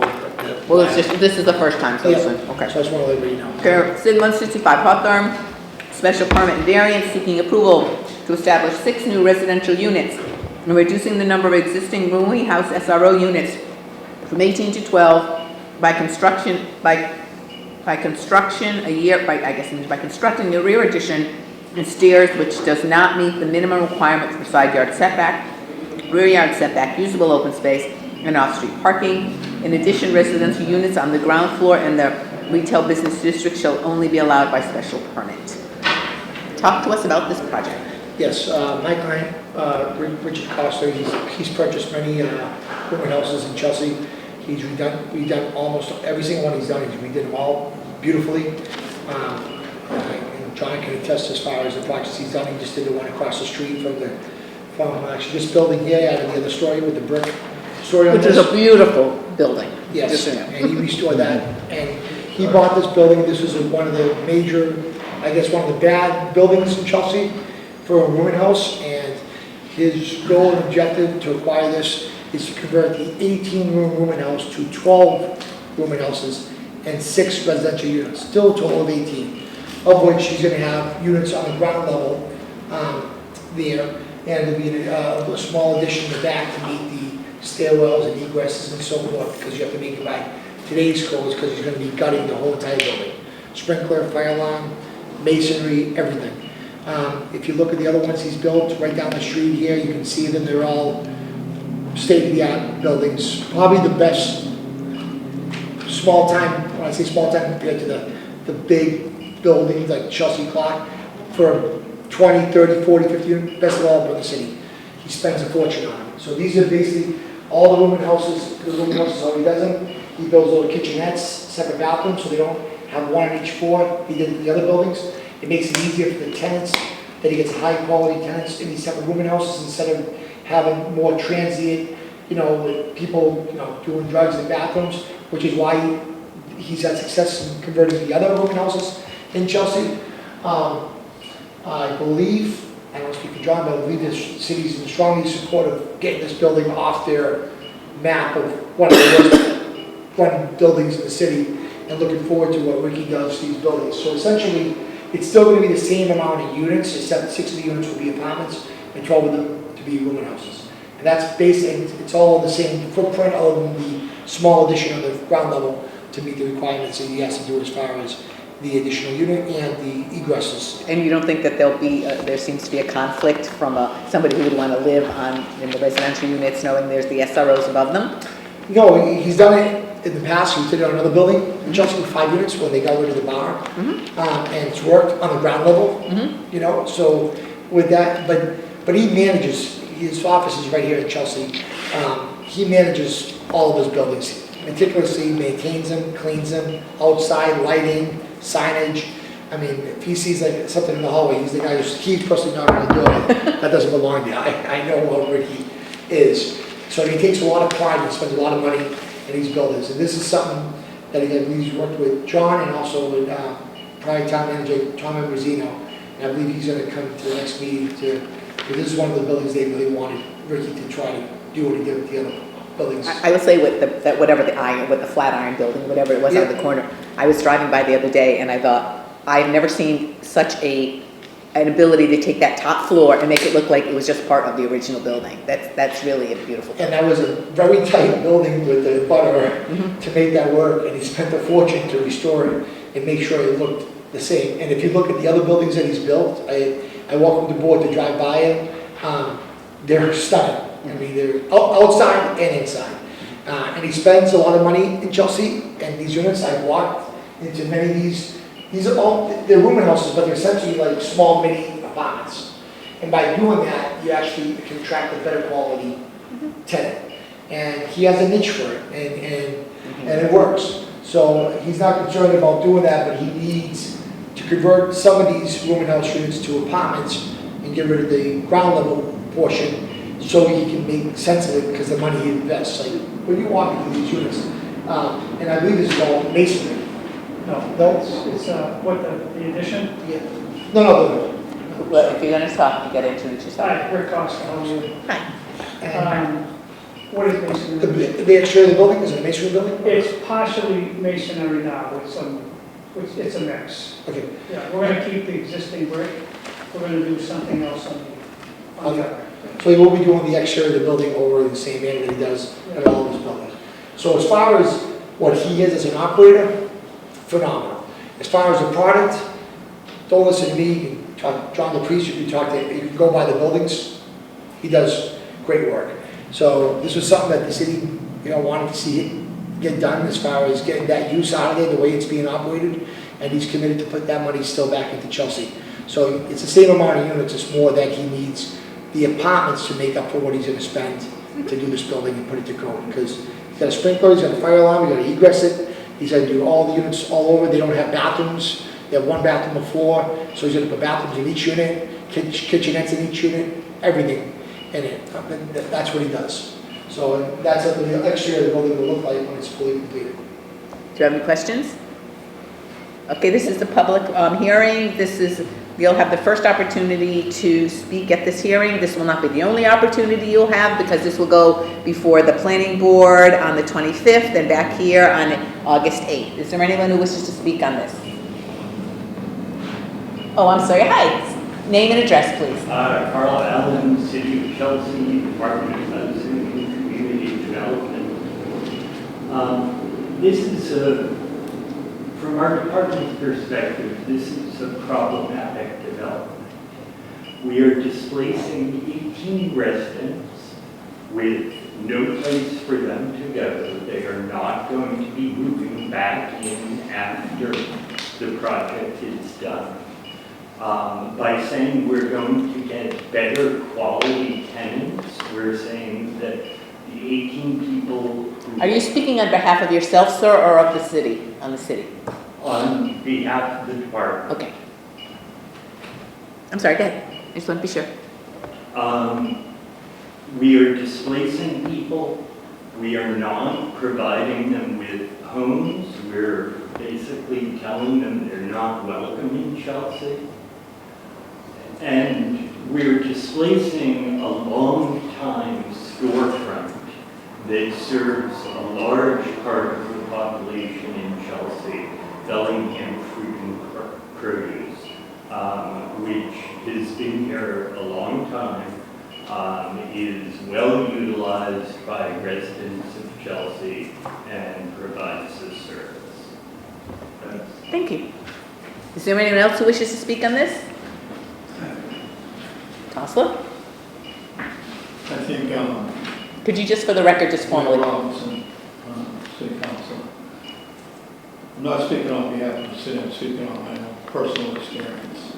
And if you have an opportunity to go and see any of Rick's buildings, you'll see that they're very well maintained and very well taken care of. The fact of the matter is, when Tom Ambrosino was the city manager, he wanted Rick to get involved in redoing this building here. The difference between what community development is here to say is totally different than what my vision is in improving the city. You know, those people have opportunities to move to other places in the area, so they're not really being displaced or forced out of the city. They'll have an opportunity to relocate. Thank you. Is there anyone else who wishes to speak on this? There being none. Oh, yes, John. John DePree, Permitting Land Use Planning. My concern is relative to the historic character of the site. Again, this is a historic district, and this is a historic building, and the displacement of the first floor commercial unit makes a significant change to the character of the building. I've submitted it to the historic district. I'm waiting for the historic commission. I'm waiting for their comments and report to you when I do. Thank you. Okay, this is not obviously the only opportunity. People have to speak. We'll see, not you, but we'll see somebody back here on the 8th. Yes. Thank you, Madam Chair. Thank you. For the support. Thank you. Hector, can you get 30 Hillside? They're ready. They're here. They thought they might. Oh, so you're boldly being out there, huh? 2023-16. Why here? Hold on that way. 2023-16, and 30 Hillside Ave, Nicole Dunn, for special permit and variance seeking approval for the construction of a two-family home which does not meet the minimum requirements for lot area, yard, combined side yard, and off-street parking at the premises. John, is planning board? The planning board did see this at their last meeting, and they recommended approval with standard conditions as applicable. Tenants of the building will be ineligible to participate in the city's resident sticker parking program. Exterior lighting plan consistent with international dark sky standards, a landscaping plan, and an eco-friendly roof. So we had earlier considered this a major modification. Is that not true? So that's why it is back, so that it's back before us, because we considered a major modification. It has gone to the planning board, however, so we can in fact vote on it today. So talk to us about what you're proposing, please. And introduce yourself formally for the record. Okay, my name's Nicole Dunn. I am at 34 Hillside Ave, which is a direct abutter. I wasn't expecting to come up so quick, and my neighbor wanted me to text him and let him know when I was coming. We started moving and I get all excited, huh? Can I just text him and say I'm on? Yes, he you wants may. to come and. You may. I guess. But tell him it'll probably be, hopefully, be quick. Okay. So the proposed project was already approved by the board from a previous petitioner. So I purchased this project, approved, and I'm now requesting to downsize the project. And the reason why I'm requesting to downsize it is because it was a very large structure, and it is not really fit for the site. And when he went to go to deal with it, he started to realize that. So he didn't want to pursue the project. They approached me. I would like to keep the site exactly the way that it is, but just with improvements. And to fulfill the abutters' concerns. We are just proposing to keep the existing structure, but to revitalize it and make it better. So this is the modification on the left. This is the approved project, so you can see it's 4 stories. And this is on a hill. So 4 stories behind somebody else is like 10 stories because they're looking up at it. And then also, as an abutter on my side, like right now I see beautiful pine trees and the sun coming up, and I'm going to be looking right at a building. So I'd like to keep it the same level and tone it down from that 4 stories just to the single story that's there now. So that was the accepted project, and I'm just literally downsizing it to what's there, but modifying it to a 2-family. So the floor plan on... Is that an existing building? So it's an existing building. It's a 6-bay garage currently. So it used to be owned by the Soldiers Home, and then this gentleman purchased it, and he was planning on doing something with it. So this is the floor plan. It's 2 studios with 2 garage spaces. So I'm keeping 2 indoor garage parking spots with 2 studio, it's almost like a duplex. So it has, you know, a kitchenette, it has a living room, it has a bedroom, it has a closet, bathroom, and then parking. And then I'm also adding a rear deck as a second means of egress. Is it a studio or a 1-bedroom? Studio. Okay. Two studios. So on the next slide, it was just, I put some points together to consider. So the site is like Warren Ave, it's on a hill, there's other people behind it and in front of it. This structure just fits better on the site, which is, you know, it's a triangular sloped site, so it's really not capable of handling a huge 4-story building. So this is, you know, what we came up with to utilize the site, provide housing, but also make it work for the neighborhood. There is a need for housing in the area. Just as like a little example, my family owns a plumbing company in Chelsea, and we've had employees who are original from Chelsea have to move to Lynn, to Salem, to Revere because they can't find housing in Chelsea. It's not about the affordability. Literally, they just can't find housing.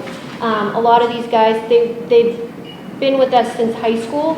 They've grown with the company, and you know, they grew out of the family apartment and now are looking for a place and they can't find anything. So this is where we kind of came up with the studios, because there is a need for that. People are here, they want to work, but they also want their independence. So that's kind of where we came up with that, the housing portion of it. As far as the nature, this lot is not just a vacant lot that's overgrown, and you know, it has pine trees, it has maple trees, it has various shrubs. There's blue jays, there's cardinals, there's owls in the trees. It's a beautiful site. It's on the hill. It overlooks Boston. We don't want to, you know, tamper with the nature that's already there. We want to keep the green space and keep the nature of the neighborhood instead of just taking up the entire lot with a huge house. So in order to do that, we're just going to keep the structure that's there and keep the beautiful nature that already exists. As far as the neighbors go, so I have myself gone to each and every single person on my block and the abutters behind it, and you know, proposed the new project before I came to you guys and just asked for their opinions. What did they think? They love it. They, you know, they want it to stay the way that it is, but they also want it to be improved because right now it is a garage. So if they could see, you know, a nice deck and windows opposed to just a block, that they're happy with it. So where they were previously opposing the previous project, they're now in support of it. Do we have letters, John? Okay, we don't have any letters. John, I sent you the letters, and I have them with me. Okay, good. We'll put them as a record. We'll read some of them into. That's okay. And then, like I said, so my neighbors did come to planning, and last time when I was last, but it goes so late that they're like, we can't do it, so. So I'm going to just read quickly what they are. Lisa Kilbride, 12 Hillside Ave in favor. Nelson Umana, 16 Hillside Ave, fully support the revised project.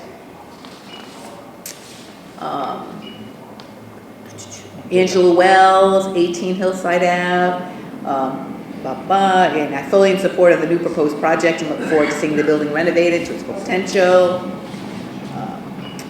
Romelfo Frometta, a letter in support of a proposed project. Romelfo lives at 32 Willard Street.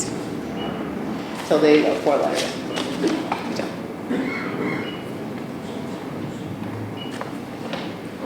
So just to kind of go backwards on the project itself, I am a Chelsea resident. I'm a 3rd generation. My family lives here. We operate a business here. And you have a 4th generation, I see. Yes, and I'm a new mom with a 3-month-old baby. She's at home right now, and I wouldn't be here if I wasn't passionate about this project right now. So I just really and I just wanted to give an example. So this was a project that was done around the corner on Summit Ave that was previously a single family, and they converted it to a 2, and it's duplex style with parking on either end. Ours would have a garage, but I just wanted to give an example of a previously approved project that really improved the neighborhood, and it looks great. So this was just an example of kind of something that was already done that is in the neighborhood, which is kind of the vision that I'm going for. Are you going to propose are you going to put landscaping? So as far as the frontage goes, on the next, well, not the next slide. So yeah, on this slide, so I don't have any frontage at my house either. So what I do is I do like potted plants. I'm going to put a pergola over the garage and plant a vine.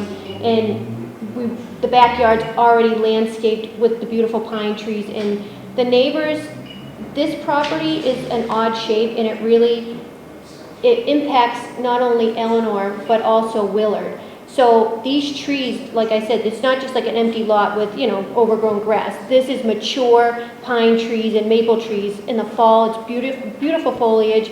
It really canopies a lot of the neighbors' yards. So I just don't feel the need to have to go in there and do anything where it's already manicured in a way that's natural and appeasing to a lot of the neighbors, and also myself as an abutter. Well, we wouldn't want it to be all paved in the front. Oh, no. Well, so the property, the way that it sits now there, it's just exactly right on the lot line. So I wouldn't be able to, but I am going to put, like I use my house as an example because I also don't have any frontage. I put window boxes in. I do seasonal planting every year. I have rose bushes out there, because they're small enough that they can grow up over. We're going to put a pergola up so that it can, over the garage, a small one like a header, so it can grow, and we'll have some curb appeal, and that would be the landscape plan. So that's pretty much it. Like I said, I just acquired the property to try to maintain the neighborhood and to keep up with what's already there, but also provide housing for people that are in need. And I do find that there is a need for that, even for a retiree, somebody who's not looking to maybe go to One North. They don't need all the amenities. They just want single level living with a garage. They don't want to have to, shovel their car out every morning when it snows. So this is kind of like the market that I found that is in need for something like this. Are these rental? Yes. Sharon, does this apply to 12 months? 12 months requirement? You could put that as a condition, but. Okay. What was that? 12 months means you can't rent. No lease or rental of less than 12 months. Okay. And obviously we meet the parking requirements because they only need 1 parking space. Right. Any other questions before I open it up to the public? Oh, I just want to add too on the parking. Because this is a 6-bay garage now, it's a huge driveway apron. So what now we're going to be doing is I have to put in a sidewalk. So that's going to create 4 street parking spots where there wasn't street parking there before. So not only am I doing 2 garage spots, but also 4 street parking spots will be created with the new sidewalk because that driveway apron is going to be eliminated, and it's just going to have the 2. Good. Okay. Any questions before I open it up? This is the only opportunity you'll have to speak on this. Is there anyone here who wishes to speak on this proposal? Sir, could you give your name and address again, please? My name is Lucius, 69 Lebanon Street. I'm in a butter, and I'm just here to support the project. Okay, thank you. Is that your neighbor, Betty? Thank you. Is there anyone else? No? Then I'm going to close the public participation portion of this. John, so Nicole needs some variances. What does she need her variances for? Because you got to answer each of these questions and get them right. One at a time.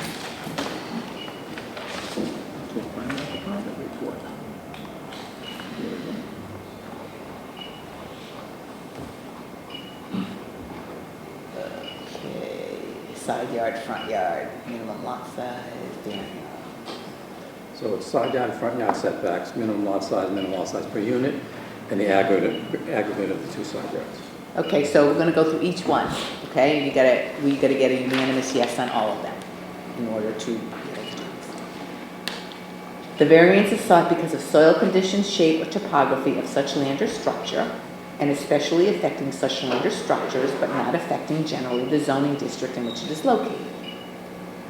So the lot is a triangular slope shape, allowing the deck will create a safe second means of egress for occupants and will act as open space. The conversion to 2 studios will not involve expanding the already existing structure's footprint. But so what you're basically saying is you are not, you're building, you're not changing the structure, Exactly. the footprint at all. Exactly. So you're not adding to what's already a non-conformity. Yes. Joe? Yes. Yes? Yes. Yes. A literal enforcement of the provisions of this chapter would involve a substantial hardship, financial or otherwise, to you. So the property has an unusual shaped lot. Constructing a small deck will allow the petitioner, which is myself, to utilize outdoor space which is currently unusable, along with providing a second means of egress.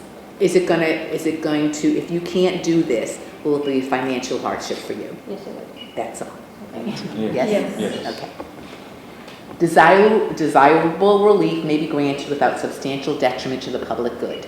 You're adding housing, the answer to that's usually, that's a good thing. Yes, so I'm Parking adding space. housing And parking. And parking. and street parking, and I'm also decreasing the size and modifying from what was currently going to be built to downsizing to what's already there, which the neighbors and the public good are in Which, so favor you've of. got positive Yes. impact from your neighbors. Yes. Yes? Yes.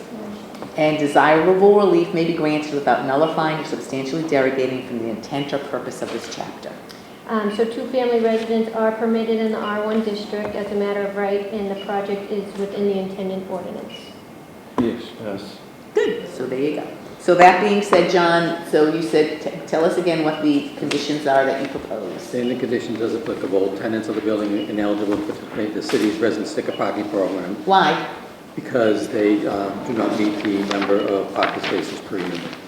Isn't it only 1 per unit? No, it's 2 per unit. For a 1-bedroom, for a studio? Yes. Okay. Exterior lighting plan consistent with international dark sky standards, landscaping plan, eco-friendly roof, no lease or rental for less than 12 months, and a signal for the garage opening. Okay. Are you comfortable with all of the, do you know what those were? That's what the planning department said, planning board said. Are you comfortable and willing to do all of those things? Because if you don't, you're not getting approved. No, the only thing, John, is on the green roof. Is it just painting it white? Because. They said eco-friendly, they asked for either a green roof or a white roof. I just, because they had proposed solar panels, but that would be like, we didn't want the solar panels because any additional height on that roof would impact my neighbor, which is why we kind of want to keep it one level. So as long as I can just paint it white, then. Do we have a motion? The motion. To? Approve case 2023-16, 30 Hillside Avenue for special permit and variance and seeking approval for the construction of 2-family home. Based on the conditions that they identified. Second? Marilyn, all in favor? Thank you. Thank It'll you. get written up, it'll take a while, a couple weeks. Yeah, thank you guys, thank you for your time. The next one is 2022-16, 150 Williams. Did they come? We're just going to vote to move this to August meeting. Heck, do you want to make sure that they're not here? 150 Williams? As if not, we're just going to make a motion to move this to August.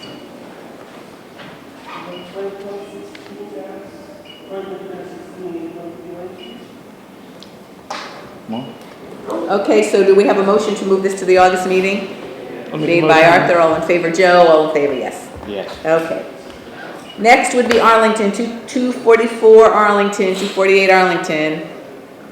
Ekta.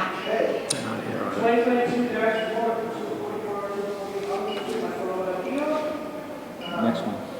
Well, this is going to, we could just request for a modification to change the teaching kitchen to community development kitchen and 2 non-commercial kitchens for staff use and replace an existing garage with an open concept gazebo. I think this is major. Yep.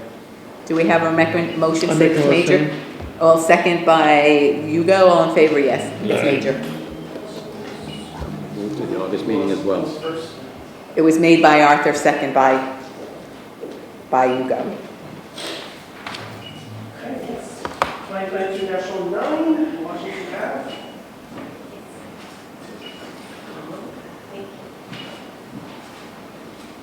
Okay, this is, come on over here, yep. 2022-09, 157 Washington Ave, for a request to extend the variance for the construction of a second floor with 4 rental residential units.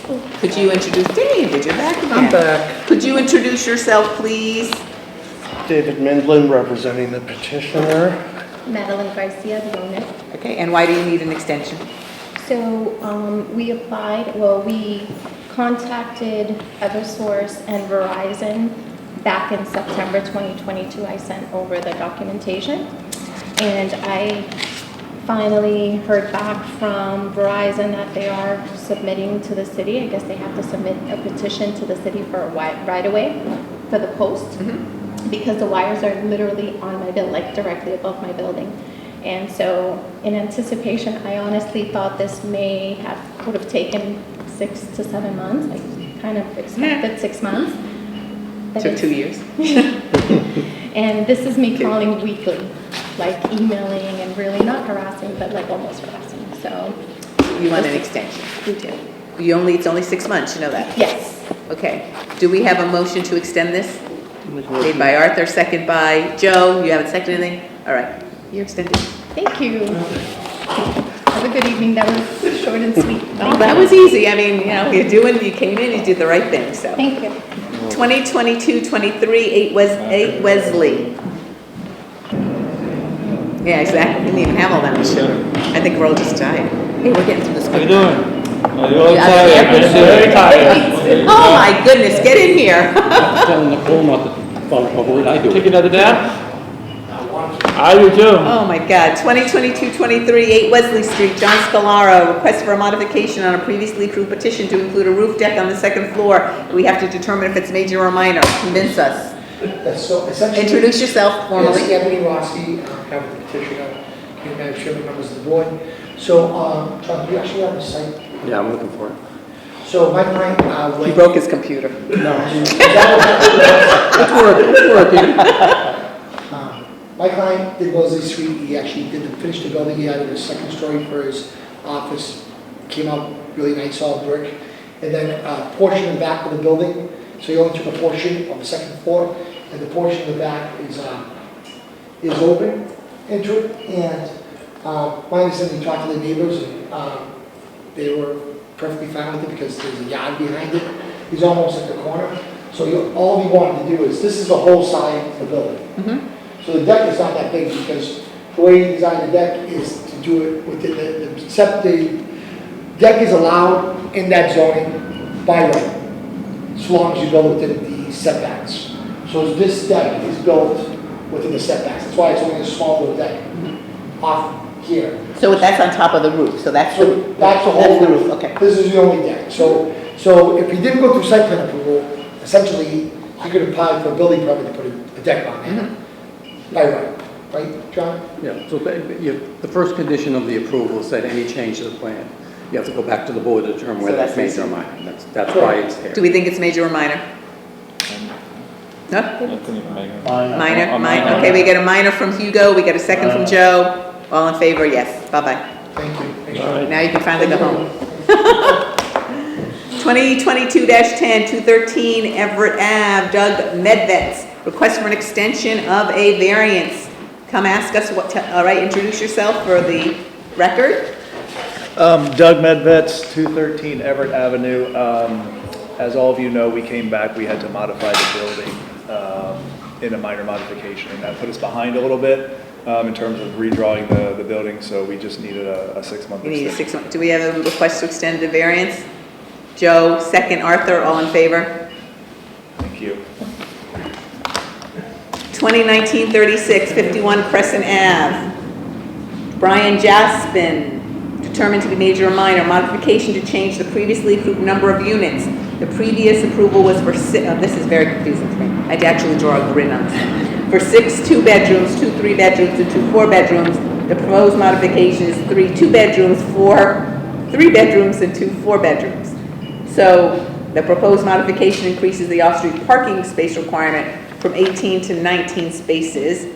So it's the same number of units, but because of the configuration of the bedrooms, you need one more parking spot. Yes. Could you introduce yourself? Adam Jaspin, 51 Crescent Ave. We have the same number of units.